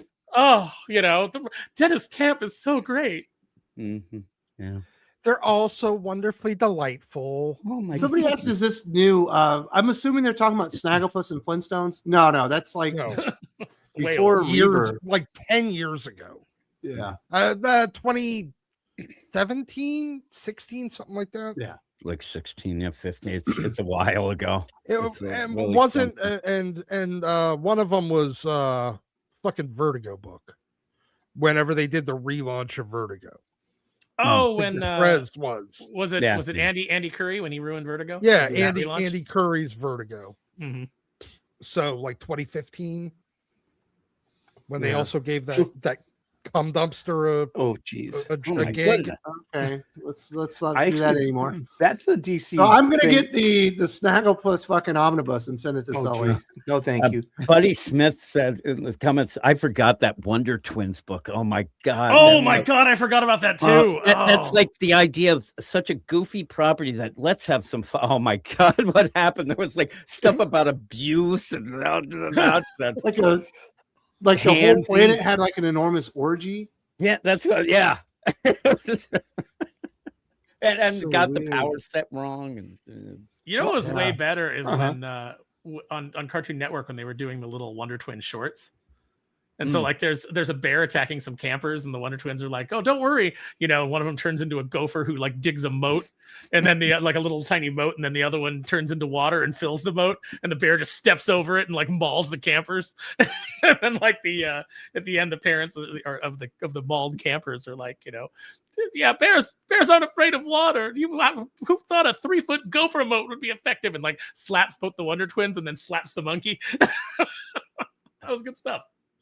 So apparently their assets of Comics Aficionados is new. No, we've been doing this for like 7 years. Yeah. But I'm glad it's new to you, and I hope you're enjoying it. Because we do have a lot of fun. Good to see some new faces. Indeed. Allegedly, we're getting Vertigo books this year in 2026. The Nice House by the Lake. More 100 Bullets. There's a Dennis Camp one about Dennis Camp with zombies. Oh yeah. Let me guess. The zombies are going to be a pastiche for someone on the other side of the aisle, right? Okay. Oh hey, let me guess. The humans are the real monsters. No.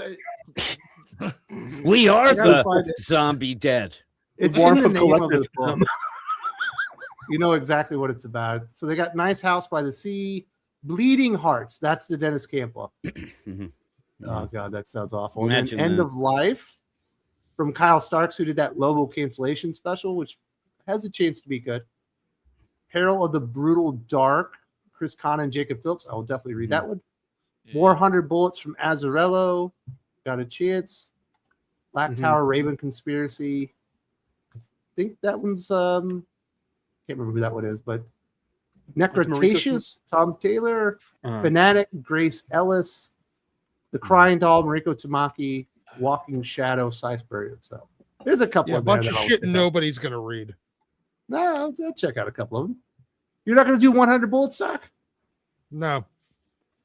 It ended fine the first time around. Dude, Dylan, what are you looking forward to? Are you gonna get that Kyle Starks book after that Lobo book? I might check it out. It's the Chris Gond and Phillips book is what I'm most excited for. That's what I'm going to be checking out. Hope that's good. You think they can do it without like Westerns? Yeah, I think they can do it. I like Chris Condon's other stuff. I like Green Arrow, I like Ultimate Wolverine. So I think you could do it. Did you like his Destro? Destro? That was Waters on That was Destro, Ian not Waters. Condon. I'm getting Yeah. convinced now. Mixed up now. No, Chris Condon Both the actually. Wolverine's been all right. That's been pretty good. Well, we're the Dennis fan club, Dennis Camp fan club. I don't think so. I'm not just the president. I'm also a client. Yeah, I could definitely see that one for Sully. I wear That's a why mask you have and a terrible keffiyeh. taste. I wear a mask. I wear a keffiyeh, and I read Wonder Woman. Leave me alone. I got standards.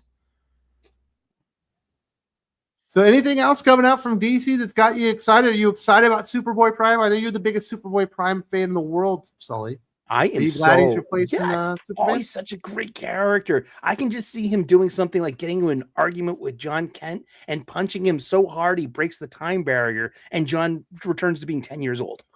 You know, something stupid like that, because he John Kent is going to be de-aged in another Superman. In another, yeah, some way, somehow that's going to happen sometime, and that's going to be a good thing. But Prime breaks the fourth wall better than Deadpool. I've liked the use of Prime since Infinite Crisis. I've loved Infinite Crisis. I love that the heel turn, and I love how he's so overpowered too. And that he's got a great redemption arc too. He was a really good villain.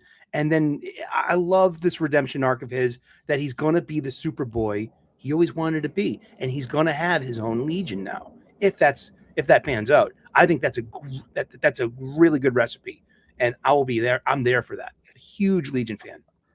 Every time you say Prime, I'm sitting here going, wait, you mean that little kid from the Malibu Ultraverse that turned into like their giant, jacked Superman? That'd be awesome. Or sometimes getting that news, dude. No, the one for the Malibu Ultraverse. He was super fucking jacked, but he had these little tiny baby legs because he had such a huge upper body. Oh. Malibu Ultraverse Prime. Check it out. They were supposed to relaunch Malibu at Marvel Comics, but then they never did. Yeah. No, there's a lot of rights issues. It's so convoluted. It'll never happen. Yeah. What are you most excited for, Dylan? You got anything else that you need to mention? For DC, no, I think it's just the standard stuff I'm excited for. I'm excited for Deathstroke, Jonah Hex, potentially depending on the creative team, Lobo, Legion of Superheroes. Yeah.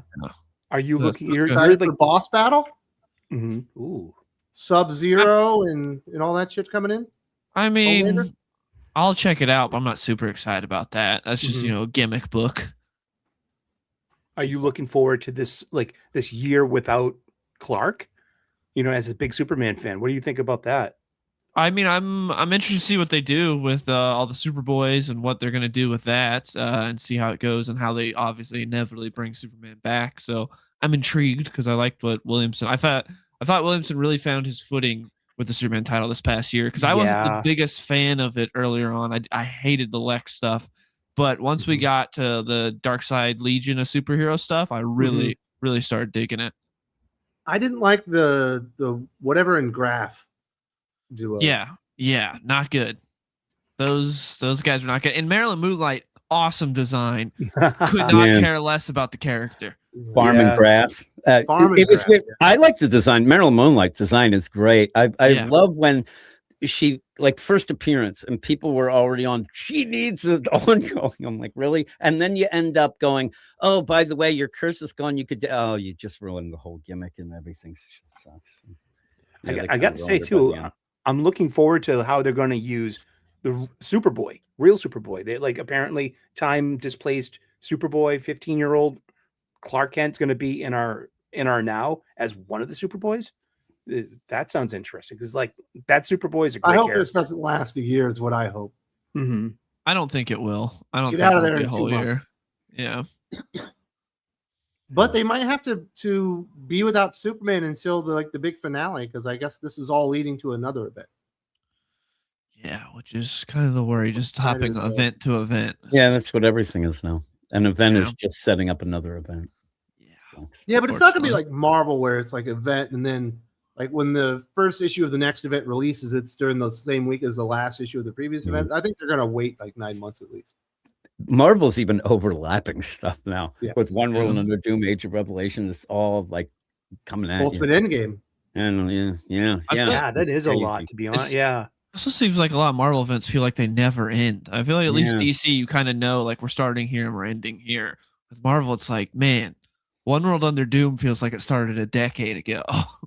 It lasted almost a year. Although Age of Revelation did get in and out in just over 3 months. Yeah, that was actually quick. Yeah, and it Not had quick enough for 65 me, floppies. but it was. But that was like the publishing thing, like about, just giving you like, more and more, it's 65 issues of Age of Revelation.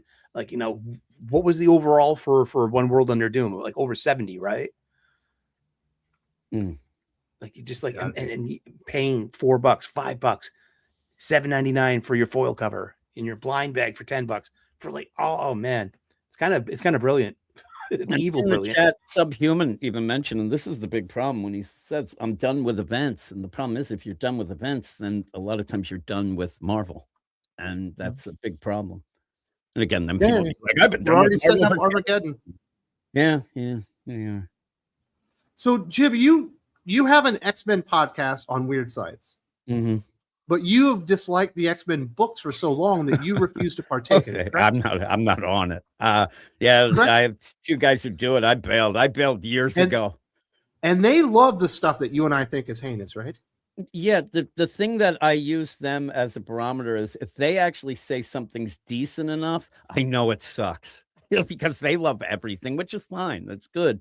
But boy, some of the things that they don't even like Age of Revelation. No, that's the problem. That's what I'm saying. When they say something's mid, then I know it's terrible. When they don't like something, then I know like it's really bad because they're drinking the Kool-Aid. They're like full in. They love it, and yet they can't even bring themselves to like half of the, if not more, of the Age of Revelation. They just do not like it, and that's telling to me. So I'm glad that I bailed though.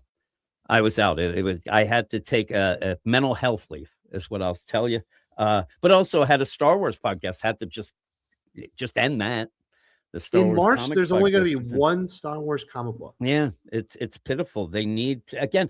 I say this, and when you mention Harley, not in the movies, but in the comics, Harley is a character. I actually, again, I always get crap for it, but I really do like Harley as a character. If she's written well, she just hasn't been written well in a decade. And you need to have her go away for a while and then want people to maybe want her back. Star Wars, same thing. They have to just shut it down, have it like maybe side things, but you can't have this nonsense that's going on with Alex Segura, and it's just bad. Have it go away and come back with strong stories and writers, because this current stuff sucks. It's terrible. It has been rough going. We do have our good friend HH and the team from Sigma Comics. Shout out to the Think Critical team from New York City. A happy new year to y'all. Keep supporting the best team in the biz in indie comics everywhere. If you like and subscribe. Absolutely. Well, I hope you enjoyed your holiday season, brother. I hope you are enjoying your time in New York City before he goes back on tour and starts traveling the con scene. The dude is never stops, Sully. I wish I had that kind of energy. Stop. Jeez. I've seen HH more times than I've seen some family members in the past couple of years going to cons. Yeah, because HH likes you. It's true. It's true. Yeah. But congratulations on another successful year to the team at Sigma Comics. You guys are doing awesome. And so glad that we're still all doing this stuff together, dude. Been cool.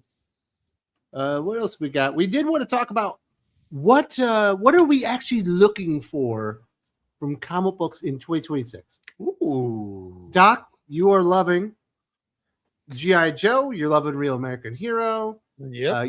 Probably going to give maybe Iron Man a chance. It's got the same writer from G.I. Joe. What are you hoping for? What do you want from Marvel Comics? Being a Marvel zombie from 2026, what do they need to do to start turning this thing around? You need for that. They need to find new creative, like across the board, and they need to start letting go of bad creative. Stop trying to resurrect the careers of a bunch of never was and has-beens. Jed McKay has been with Marvel Comics for like 20 years. He was never good. He had one thing that he was minorly competent at. You don't suddenly make them the face of your company. Same way you don't do it with a Zeb Wells or a Salad Man has never sold a single fucking comic book. Don't keep putting him on big books. Sorry, you can cut ties with people that just suck. So that's what I want. And also I want the next phase of Battle Beast. But Doc, Daredevil's gonna have Stephanie Phillips. Right? I know, because she hasn't failed at every other project she's done. Yeah. This is the Marvel method of the 21st century, which is find somebody that's fucking terrible. Find them, let them fail on a little project, and then just keep putting them on bigger projects, because eventually Daredevil's readership will forget that it's Stephanie Phillips and just buy it anyways, that you can say Stephanie Phillips is a top 20 selling art writer. It's never gonna fucking happen. You're just gonna keep driving down sales on books that did sell.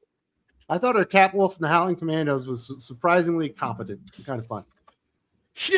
Fine, maybe she's done one thing in her life that wasn't an utter steaming pile of garbage. Good. Hey, a blind mouse catches a fucking cheese every once in a while too, and a broken clock's right twice a day. That doesn't mean that they work. And it doesn't mean you keep them in your house. You still throw away the fucking broken clock. Because you have to know what time it is in order to even know it's right. So you just think it's new writers, but they try to bring Remender back. They try to give him Spider-Man. They try to give him X-Men. You don't want to come back. They don't want to come back. You don't keep going with the jabronis that have continuously failed. And if that means you can't publish 75 fucking comics a month, that's then the don't problem. Publish 75. I know. Yeah. And Duck's right. The idea of Jed McKay being around so long, the state of affairs is so bad that if he hits slightly, he becomes the biggest writer at the deal. Yes. Oh my God, he kind of hit with this one. Oh, let's put him on everything. And it didn't do good. Like attrition. Yeah. It's literally sales by attrition. Success by everyone else sucking or quitting. You just have to be less stinky than the dude next to you. No, I'm tired of that being the metric for being successful at fucking Marvel. Just not sucking as bad as whatever generic Stephanie or Burger King Kids Club hire that they're going to stick on a book next to. What retread that failed at DC after failing at Marvel that you're going to bring back to Marvel because now they're suddenly not as shitty? No, they're just as bad, and they ran out of whatever close to a good idea that they had. No, it's time for you guys to take Leah Williams back. DC Comics fans don't deserve it anymore. We've suffered fuck for 3 you. years. Agreed. Teeny Howard. Mm-hmm. Oh, go. Look, I don't want Take any of it. Here, do you know what? You know what would be really make me happy? Marvel fire every woman that works there this year. There. Dude, That I'm the would misogynist here. You get your own bit. No. I want them to fire every woman that works there. If you do that, have it be done by Nick Lowe, and then he gets canceled for doing it, so we get rid of him too. So that Fine. Amazing. Hell. or you know what? Who was the guy at DC that kept trying to bang chicks? Oh, Eddie Berganza. Eddie Berganza. they all run. They'll leave on their own. It's terrible. These Doc is untalented a bitches will leave psychopath. on their own. Doc These is untalented broads will get the fuck out another. of there on their own.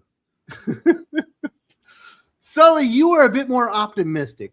What Yes. are you looking for from comic books in 2026 that would get you super excited and hit you right in your feel spots? Image is doing wonderful, and they're probably my favorite. They just got to keep on keeping on being consistent and doing what they're doing. I mean, so pleased with I think my poll list has about 16 titles, and just by sheer nature of like the amount, Image wins my poll list. I think I have 6 or 7 Image titles. and they just got to keep just printing and being consistent. When it comes to Marvel, it's kind of like a lost cause, but they're old friends, and you root for them. You don't want these things to fail. You want them. That's just where all of our compassion and our caring comes from, is because we want them to succeed. And it's kind of easy. Stay on recipe, just do the work, and people will show up and buy your books. And wow, you're so off recipe that no one wants your cooking.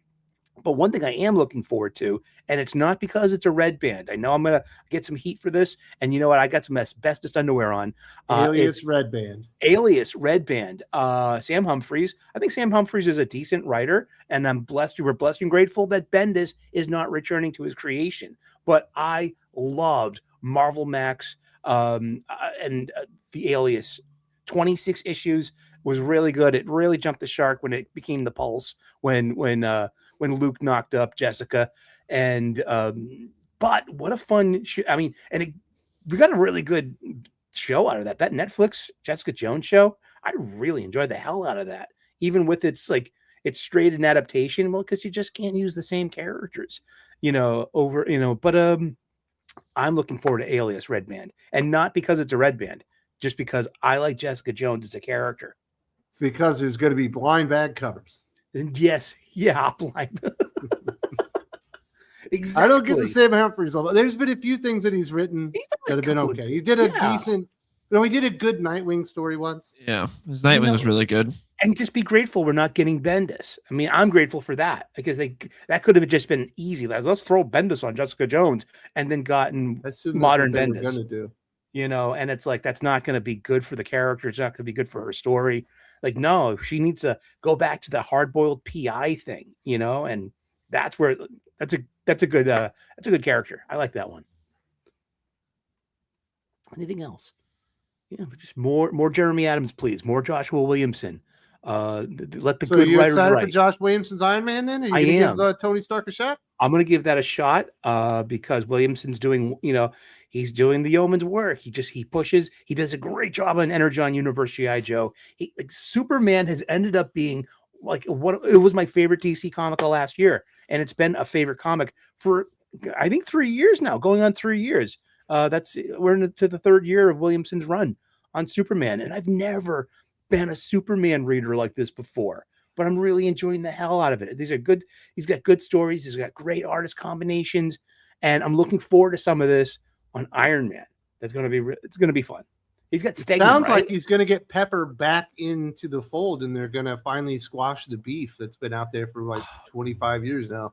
I would love it if you resurrected Happy Hogan somehow, and he was evil, and then had Pepper bring him back from the darkness. Like sad Hogan. Yeah, exactly. That would be great. Unhappy Hogan, and because because Pepper and Happy were married, right? And then Happy got murdered, and because it's not the MCU story, I'll tell you that. No, but they've been at odds ever since he tried to take over the world and destroy her company, and she took it back, and she's hated him since. Really? Was that Superior Iron Man? Oh, who's that? Tom Taylor? Yeah, it was. Yeah. Yeah. I believe since then they've been estranged. I believe. All right, Jim. What do you need from comic books in 2026? What are you looking forward to? What would really do it for you, dude? Nothing. I actually hope that there's one. I'm not even joking. One book that I can't wait for it to come out each month.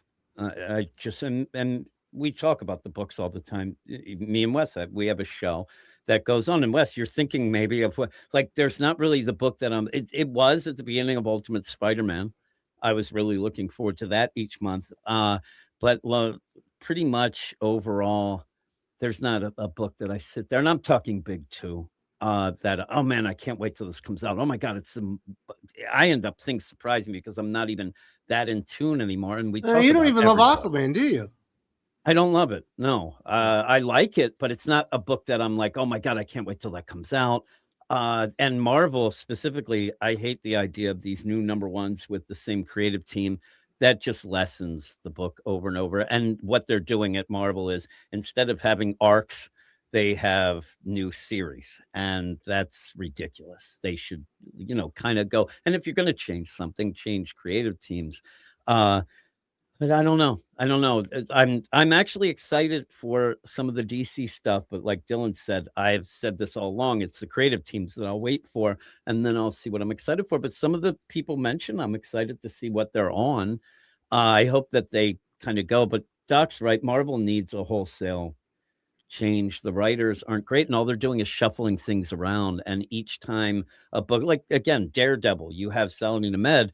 And then, oh my God, it's canceled. Thank God we'll get it. Oh, Stephanie Phillips. Like it almost feels like they want to go down instead of up every time. But there's just nobody wants to work there. So maybe start doing things a little different so that people do want to work there. But overall, like I said, I just want to have things where I'm looking forward to each week. I'll tell you, actually, I'm not even the things that I look forward to the most are like an absolute Batman or an absolute Wonder Woman. I do wait for those, but overall of the regular things, I like some things, but I'm not really looking forward like with bated breath. I remember at one point somebody mentioned it on the Mark Miller stuff. It's that parking lot book where you run out to the car and read it before you even go home. I don't really feel like there's much of that right now. I think Deathstroke's going to do it for you, dude. I think Tony Fleecs is going to knock it out the park. For once, we'll see. Not a big fan. I think that's pretty awesome. Yeah. This is the thing again. I hate when people are like, I love Al Ewing, like that Immortal Hulk. You're like, boy, that every day that gets further and further away, and everything in between stinks. I like Stray Dogs a lot. I don't know.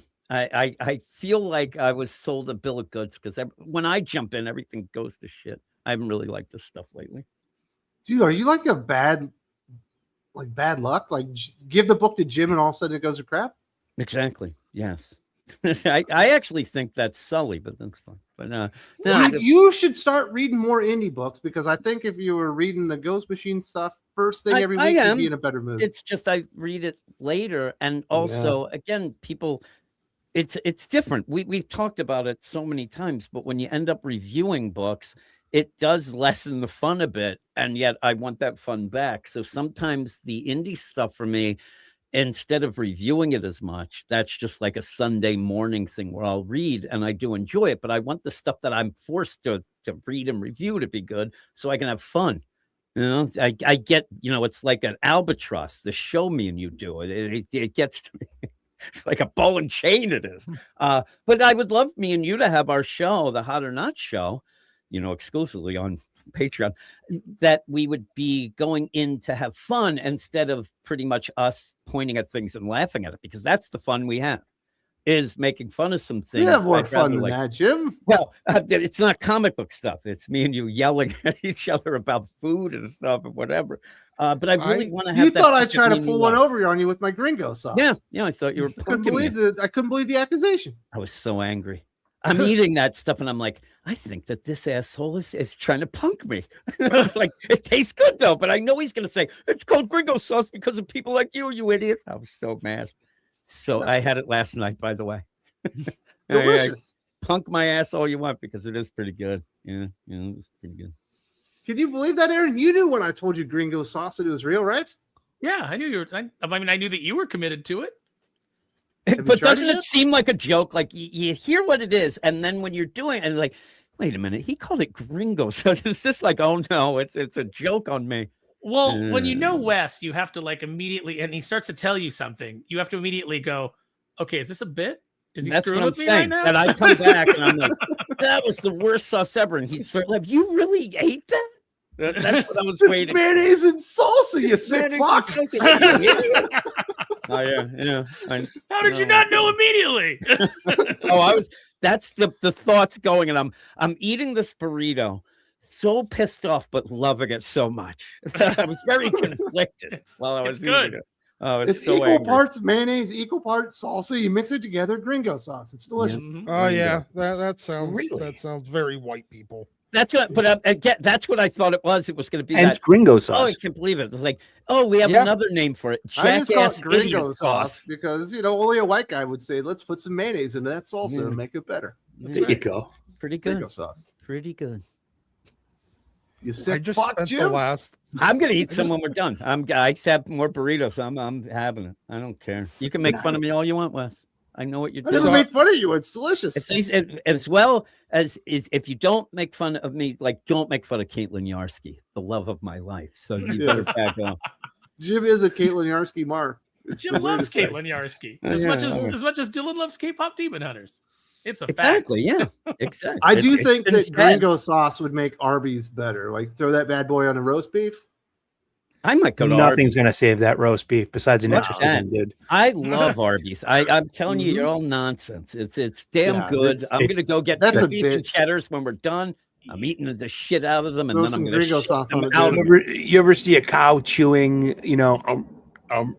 That's the experience of an Arby's sandwich. It's the cow's revenge. You must have a bad Arby's because Arby's roast beef is the most tender beef in the world. Maybe because we have a low butter. We got a local thing, a local roast beef sandwich. We call it the North Shore.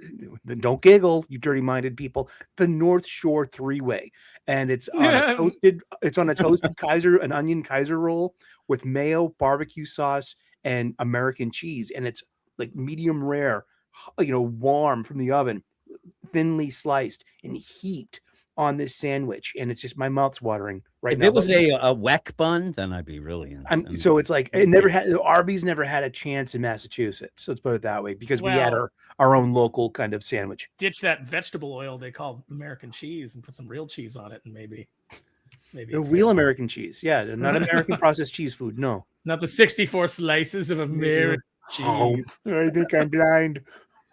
By the way, as soon as you guys started talking Arby's, I know somewhere out there Perch went. I sense a great disturbance. Perch's ears started burning in Switzerland or something, right? Yeah.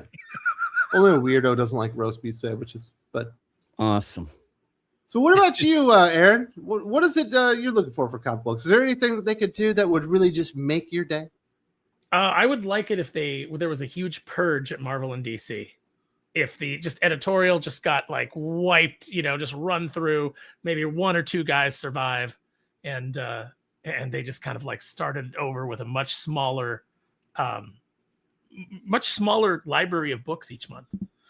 It's too much. They produce too much, and they don't have enough talent to justify all those books. And I'm sure that like when you look at it, you've got your top earners, your books that are actually selling.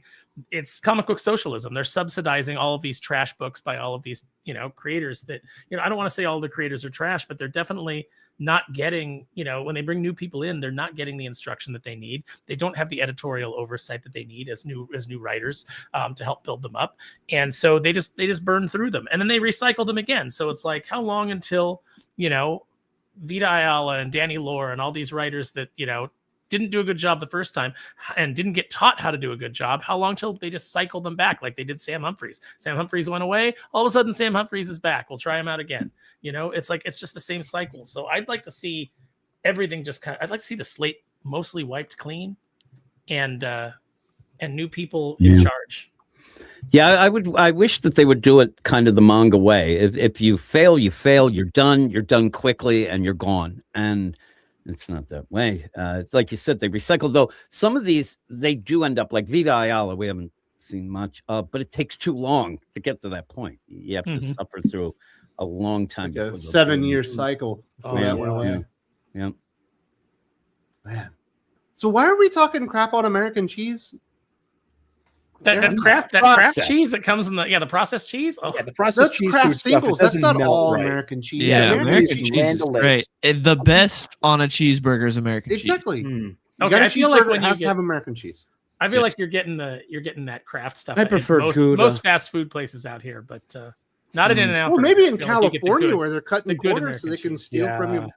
Well, they have to cut corners because everybody out here makes $20 an hour working fast food, and so the fast food prices went through the roof, and a bunch of jobs got cut. It was like, it's going to help people. Yeah, you lost 30,000 jobs, and now like you can't walk into a place and actually talk to a human being. You have to use like a screen to order your food, and I love it. You do, Jim, because you don't want to talk to anybody. I do not want to talk to anybody.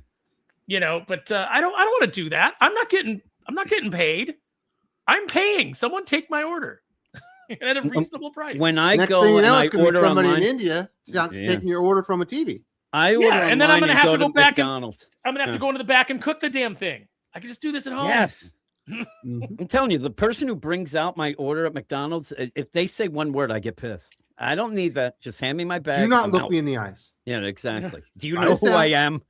am? I'm a dirty song man. You don't look a dirty song man in the eye. Listen to me. That's how you get cut. And all of a sudden, Jim's got a switchblade. Exactly. You're getting sliced. Yeah. And when they say stuff like, have a nice day, I'm like, get out of here. Don't put that on me. I get the hell out. I love it. I love not talking to anybody. I like when people tell you have a safe trip. And you're gonna fly. It's like it's not up to me, but I'll do my part. It's like, do you know something I don't? I mean, Jesus, great. I gotta get under the wing and check everything. Jim said to have a safe flight. Swiss cheese is amazing, but you put that on a ham sandwich. You don't put it on a burger unless it has Swiss is mushrooms good with a on burger. It it. has Yeah, to the have Swiss mushrooms. mushroom It has to have burger. mushrooms. Yeah, That's mushrooms, the only yeah. thing. Yeah. Yep. I was just typing it. You have to have mushrooms. Like Swiss I cheese do and a love Reuben. cheddar. Mhm. Cheddar is really good. It takes a bit more to melt. It's the only Takes more to melt. I don't think it does good on a burger. I don't think the flavor profile fits as well. You need to have a piece of bacon on there. Yeah, to bacon needs to counteract be on it. I the think flavor yeah. of the cheddar. Yeah, I agree. There's caramelized onions and barbecue Yeah. sauce. I know what You I'm gotta doing work after with this. it. I'm going to the pub. Yeah, no, it's like I'm already going like I could swing by In-N-Out Burger. I'm on telling the way you, to the I'm comedy now- shop. Lunch. I'm gonna eat a burrito, then I'm going to Arby's, then I'm getting a burger. It's gonna be a hell of an I wish. afternoon for me. What you should do, get the burrito and then put it in the burger and just create your own like, Then- air food, Putting cheese Burrito on a burger burger is barbaric. No, that's into like American. roast beef. We could just put it on. It's We the call it- turducken of awfulness. Why do you want want a dry cheese, a burger with no cheese? That's insane. Yeah. Yeah, no. Oh, where's Nick Weiser? He was looking forward to fast food aficionados, and here you got it, buddy. Well, It happens a couple of times a year. I just want to go to Jim's restaurant. Then we take a half-pound bean and cheese burrito and put that right in the middle. We call it the burrito burger. It's Jim's triple griller. No, Tracy Jordan. Jim's three-way dance. Yeah. AL said that North Shore she three-way. Then we wrap the whole thing in a deep dish Chicago-style pizza. that'd be the best. AL said she likes goat cheese and blue cheese. I do like blue cheese burgers, but I can only eat I don't like any one rotten every cheese. year. Okay. Yeah, I get this hankering for it, and then I have to like go. I do not do the Burrito. rotten cheese. I don't like any of that. So, We got all right, Dylan, deal. you're last, but certainly not least. What are you looking for from comic books? What do you actually want in 2026? For Marvel, I agree with everyone else. I think there needs to be a purge. They need to get New some- writer I think Wolverine. I think they're trending in the right direction by getting Philip Kennedy Johnson. That's a good first step. He's one of the best guys in comics right now, and paying him and getting him. I think that's a good Williamson? idea. Yeah, getting Williamson over for Iron Man, that's a good idea. But they need to commit to some series with these guys because Marvel each year will have some good comics, but every time I look at my best comics of the year from Marvel, it's like this was a 4-issue miniseries. This was a 5-issue miniseries. Like the one constant for over the past couple of years for me has been Incredible Hulk, which was Philip Kennedy Johnson. Like you can't really name a whole lot of great runs from Marvel over the past few years. So if they can get some ongoings with some good new talent, that I think would be the way to go, and also quit with all these events. But that goes doubly with DC as well. Chill on the events, get people into these ongoings and actually invested in them. If they can get some of that absolute love over to the ongoings, I think that's the way to go. And then as far as outside Marvel and DC, I would love to see Snake Eyes introduced in the Energon universe and done well, hopefully. Because I'm excited because they've been holding on to that the whole time. And it's like, when's that going to happen? It's like, all right, we're going into 2026. What about when they announced the Snake Eyes miniseries from Kelly Thompson, since she owns the Rashikagi stuff? Yeah, she introduced Storm Shadow, so why not have her do Snake Eyes? That'd be terrible if that happens. Oh, As great as she is on Absolute Wonder Woman, and I'm shocked that it's a really good book. That Scarlet book reminds you why she's not a very good writer most of the time. There's no Well, it's just way like- Williamson lets that happen. Like if there's no way Williamson's not like putting his hand up, being like, "I'll take care of Snake Eyes." But Williamson's he's more of like the cartoon fan. So like that's why we get Cobra Law and things like that worked in. Now he does pull in some comic book stuff here and there, like he had Adele Burkhart and things like that. But I don't know, man. How radically different do you think he is going to make Snake Eyes and Storm Shadow's relationship, or the origin, or I'm kind I of don't know, curious. Maybe to see Snake what he Eyes does. is the bad guy. Storm Shadows is the good guy to start. Well, I quit What? on Scarlet. I read the first issue and that was it. So I don't even know how Storm love- Shadow was done in it because that was first so issue was bad. bad. I'm like, Yeah. I'm good. I don't need to waste my time reading the rest of this. Yeah, as a fan Ow. of the Arishikage family clan storyline in old Real American Hero, I'm like, I wasn't really thrilled with Scarlet there. No. No, I Yeah. dropped out on that. I Yeah. was like, okay, I'm gonna give it a chance because I love G.I. Joe so much, you know, even though normally I would have avoided Kelly Thompson book. But yeah, I could not finish it. That's exactly how I felt. I was like, I'll check it out, see how it is. Maybe she'll take a new step. It was terrible with the first issue. I was like, that's it. I dipped my toe and I don't need to go anymore. And then the obvious abandoned story point of Jinx and Scarlet being more than best friends. Yeah. You can It's just so tell, like, weird. Yeah, that you first gotta- issue, they're like, we're like sisters, but then there's also weird lesbian vibes there, and it was just, what is going on? That was Scissoring sisters. So Dylan, what about Star Wars? I know you're a huge Star Wars fan. We don't have any good movies. We got Andor, but we're not getting another season of that. We got this movie in the future way off. Comic books could be a good place. Is there something they could do with comic books that would make Star Wars cool? They got to find the right person. Get away from Charles Soule. Charles Soule's very hit or miss for me. He had arguably the best Marvel comic last year with Daredevil Cold Day in Hell, but he's very hit or miss, and I don't think he needs to be your Star Wars guy going forward because he's Well, it's been the Alex Star Wars Segura guy. now. Yeah, I know, but he was like he was still doing that Kylo Ren book this past Yeah. year, which is one of the biggest Star Wars books. Like he's been consistently on Star Wars for Yeah, years now. I think they pretty need to much. get a new person, and I don't think Alex Segura is the guy. Yeah. They need to get a new person like that can In actually each turn out picture. good, consistent Star Wars books, and just do a handful. I mean, you don't need like a ton, but you also need more than one because there's aspects of the galaxy you can do, and they also need to. We don't need to be like, all right, everything's taking place in the same time frame. Not everything needs to be connected. We can have Yes, we can have exactly. stuff in the prequels. We can have stuff during the Empire. We can have Old Republic stuff. We Old can have like Republic all stuff. over. Yeah. We don't need it all to be connected. Just you got to get some talent on there. And I think what they did with Boba Fett, this Boba Fett book this year, they didn't always have the best talent on it, like with Alyssa Long with the last one. But I think that's a step in the right direction. With if you could do more books like that, I think that could be cool. You just got to get actual, because if you can get some of these creatives to just do like one issues on a series Some like that, I think anthologies? I think that could be cool. It's just you got to get ones that get people excited instead of Alyssa Long. Well, I mean, like, but the anthology stuff, it's really working. I'm looking at Star Wars, Boba Fett, Black, White, and Red, like over 4 issues, and I'm like, as a Star Wars offering, I accept this humbly. It's on brand. It feels like classic Star Wars to me. I actually was going to mention earlier that maybe get rid of that stupid red, white, and nonsense books too. The gimmick? That gimmick's run its course. I'm You sick of know, them. Yeah, like you could, just get away from that. Just do full color books because I think, Yeah. I mean, I know me and Wes had the same opinion on the first issue where it's like Mhm. it's pretty good, but my God, it's hard to tell what's going on with the coloring on this. It'd be way better if it was just Basically, a they full did color book. grayscale but in red. Mm-hmm. And I was like, this does not work in shadowing. It is making everything impossible to see. Yeah, but I like doing a Star Wars anthology and just having like if you could have some good talent come in for each issue, I think that could be cool. Mm-hmm. What characters should they do? I mean, obviously they're doing Boba now. Is there another character that you'd like to see just random adventures? Jar They Jar already Binks. They already Jar did Jar, yeah. Darth Maul. Jar Jar would be hilarious to do. I know we had a Mace series, but I'd be down for like there's a lot of background prequel characters I think they could explore. I think I would be down Yaddle? for a Mace Windu anthology series. That would That be could be nice. Han? cool. Or like Kit Fisto. I would love to see Plo something Koon. like Count Dooku Sexy. and Padawan Qui-Gon. That would be I think that would be cool. Yeah, but that wouldn't be an anthology, would it? No. And you No, need to it get would Greg be- Weissman in for that. Mhm. He could do a good job on it. But yeah, I would like some a young Yoda series. I don't think so. I think that would be too weird. I think Yoda needs to be mysterious. Agreed.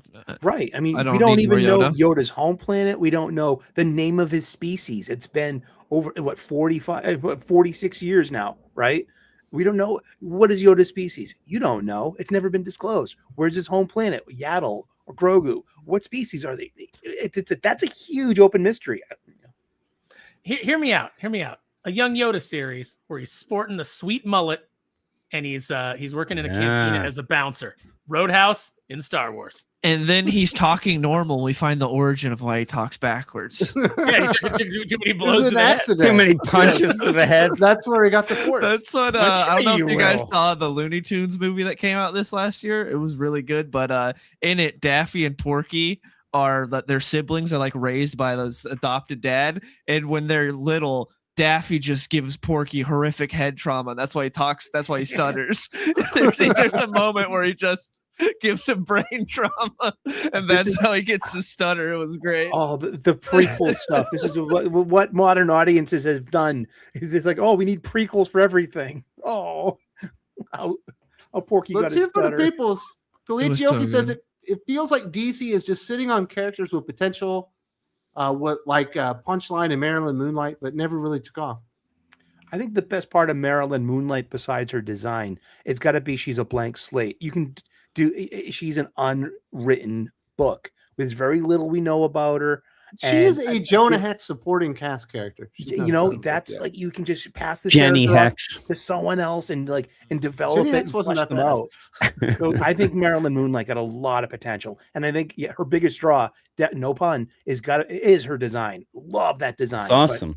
It is, but I mean, there's so much more you can do with this character and elevate her with a better writer and a good story. Well, the problem is, like Wes said, these are good. They need to start as side characters, and DC and Marvel, they want to elevate people too quick without any background, and then they fade away because there's nothing to them. I mean, right now they're still trying to push Red Canary, one of the most ridiculous characters ever. Yeah, I mean, nobody's reading Justice League Red, I would assume, but in that, she might like kick a can on the side of the road, and 3 characters will jump to say she kicks the can better than anybody that's ever kicked a can in the world in history, and it just ends up being eye rolling. So you end up hating the characters, not because of the character, but the way they're pushing them, which then makes the character fail. It's like Naomi. Now, me and Wes even brought her up this past week. Naomi shows up, Batman and Superman are falling over each other to tell Naomi how great she is. She's on the front of Justice League leading the team, and the character's nowhere to be seen anymore because, again, there's a backlash to that. You start hating the character, not because of the character, but because of the way they're treating her and trying to push her, and they need to stop that. They need to develop the characters and then end up where, again, people start saying, oh, I'd like more of them. I'll tell you a character that I really want a little bit more of. Which Yara Flor?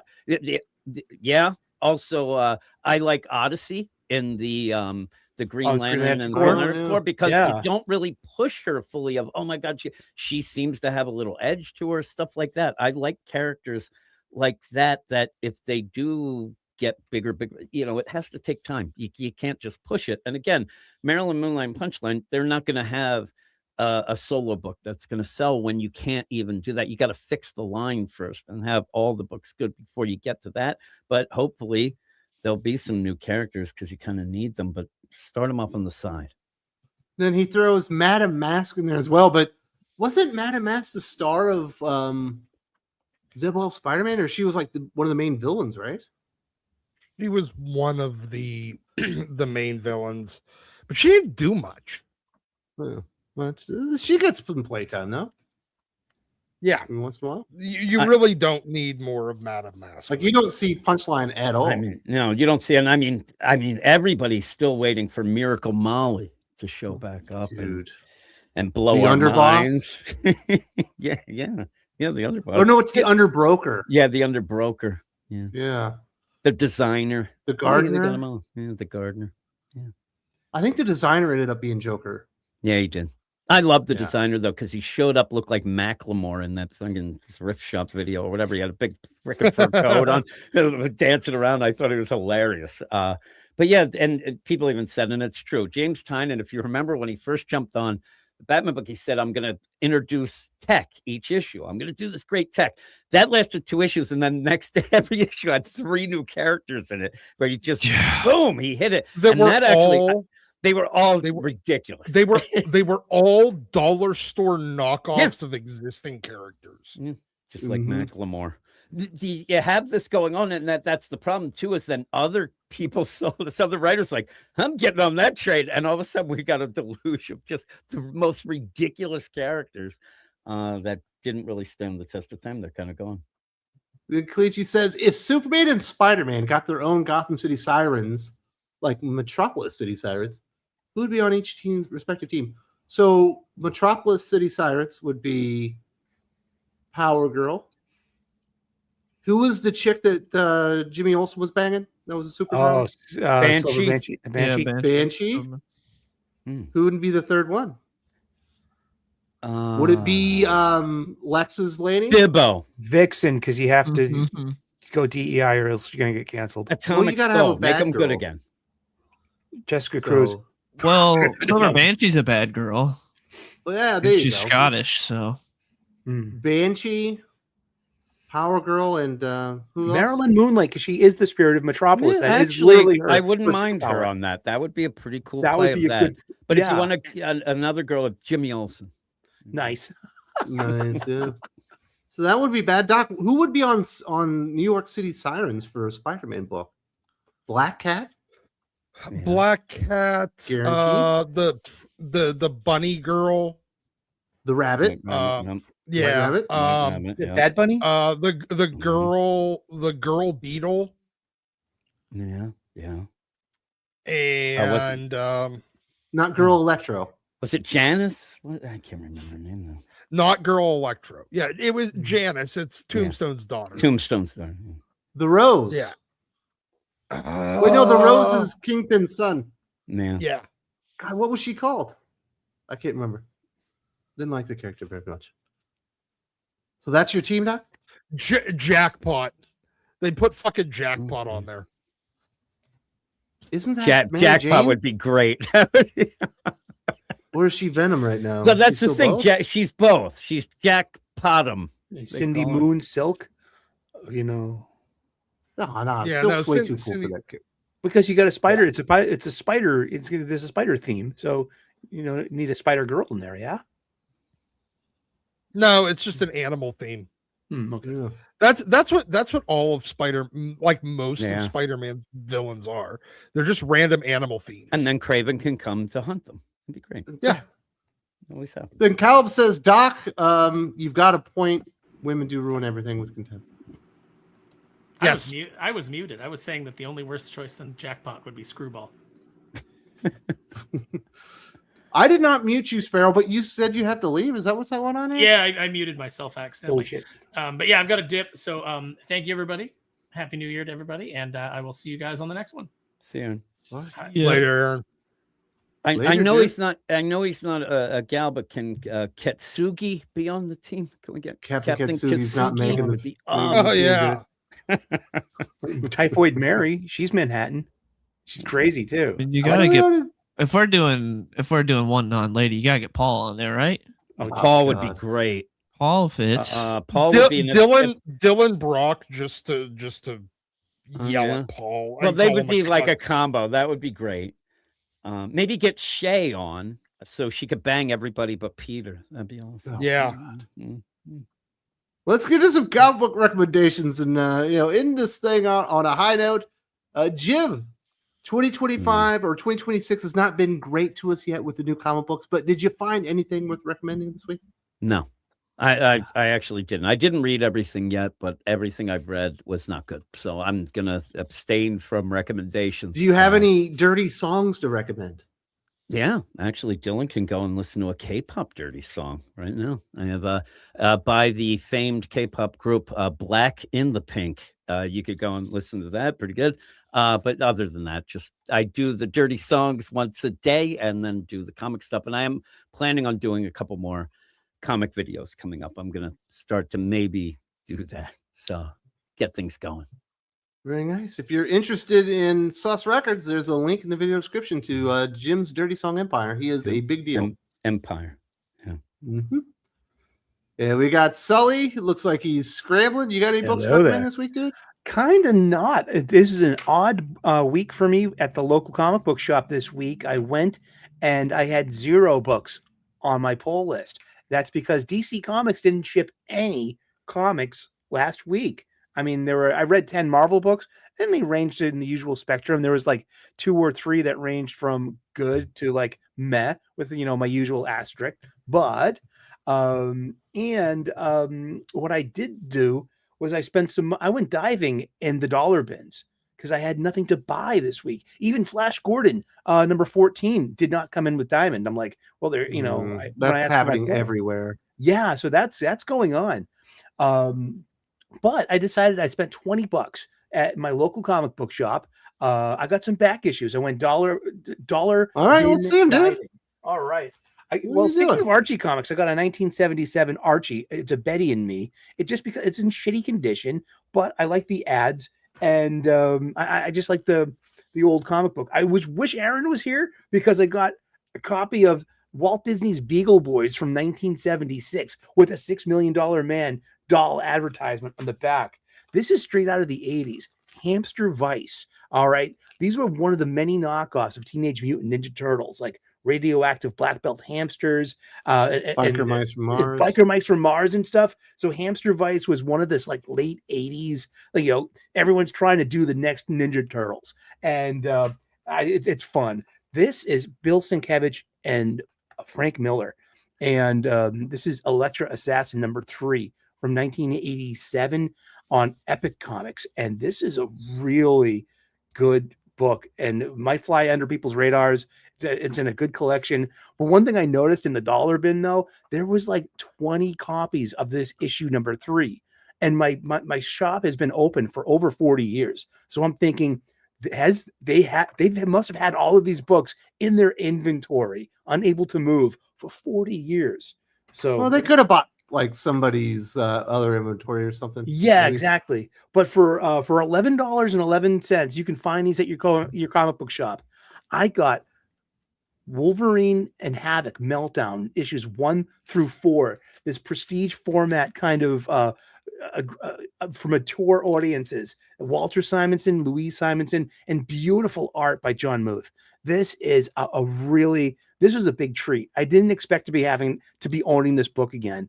And it's floppies. I had this way back then in middle school, and this is a really, really, it's artsy and it's fun. It opens up with Alex and Logan being like, did you have to call his mother a puta? Just like they're in a bar fight in Mexico. And it's a great story. And Happy New Year to everyone out there. And thank you so much. And looking forward to this 2026, hanging out and talking comic books with everyone. Cheers. Absolutely, dude. All right, Dylan, you got any books to recommend?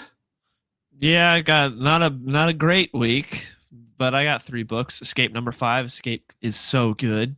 If you're not reading Escape, you're missing out.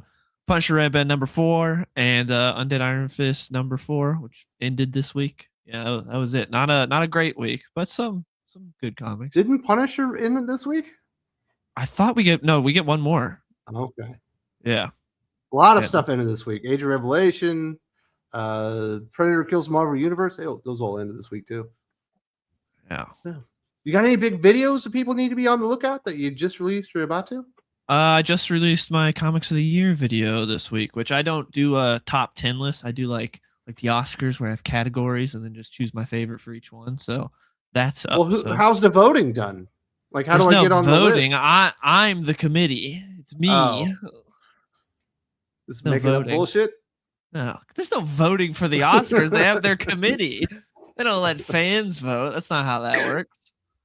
But yeah, I feel like I could be credentialed. You pay yourself off for the votes. Is that what you like the Oscars? Well, the difference is I actually read the comics. Unlike with the Oscars, you always hear that stuff where like the people don't watch the movies or like on their phones the whole time. Like openly, they talk about it. That's crazy. Well, very nice. Definitely go check that one out. And we do have a doc still here. Are you going to recommend any books, dude? I am going to recommend, first of all, that everyone go check out our review of Ultimate Endgame number 1. You can blame Jagrin for this. He's the reason we did it. It was nonsensical bullshit. Don't spoil the whole review, dude. Yeah, but you definitely want to go check out our review on that. And with that said, I only did buy one new comic this week. Haven't read it yet, so I have no idea if it's any good. But I've mostly liked Amazing Spider-Man for the Joe Kelly run. So I'm going to recommend buying it. Now, this I have read. Old school, Spider-Man, Green Goblin. This is, before Peter kills him, and then he thankfully just stays dead for a long time. But yeah, old Silver Age. Well, actually, I guess this might be Bronze Age. This might have moved into Bronze Age by then. I'm not Was it sure. past 1970? So It's 1970 to getting 1984. It's getting close. But so, late Silver Age, early Bronze Age ASM, pretty good. And then I love this issue. Uncanny 138. It became a ASM cover that has been came out in 71, Doc. okay, 71. So that might be bronze. But Uncanny X-Men 138. It's this is a cover that has been homaged more times than I can count, especially across the X line. This is immediately following the end of the Phoenix saga, and Jean's dead, and Scott goes and leaves. So definitely continue going if you're reading the Phoenix saga, if you've gone back to reread when X-Men was actually good, and you're reading the Phoenix saga and you're like, okay, well, that's the high water mark. No, just keep going. It really is good for like another 200 issues. Actually, probably close to 300 issues. So, but there's my recommendations. Well, I was not expecting that. You caught me Oh, off that's guard. it. I only have have question. I only got 3 this week. Somebody was asking what mostly- Dylan's channel name was, and I was letting them know it was the Real Comic Book Game. And there's a link in the video description if you would like to go see that video. And Yes, I would like to get some chicken nugget action going on. yes. So I am going to bounce out of here for this week. Awesome show as always, and we will be back next weekend and having a good time. That's what we do.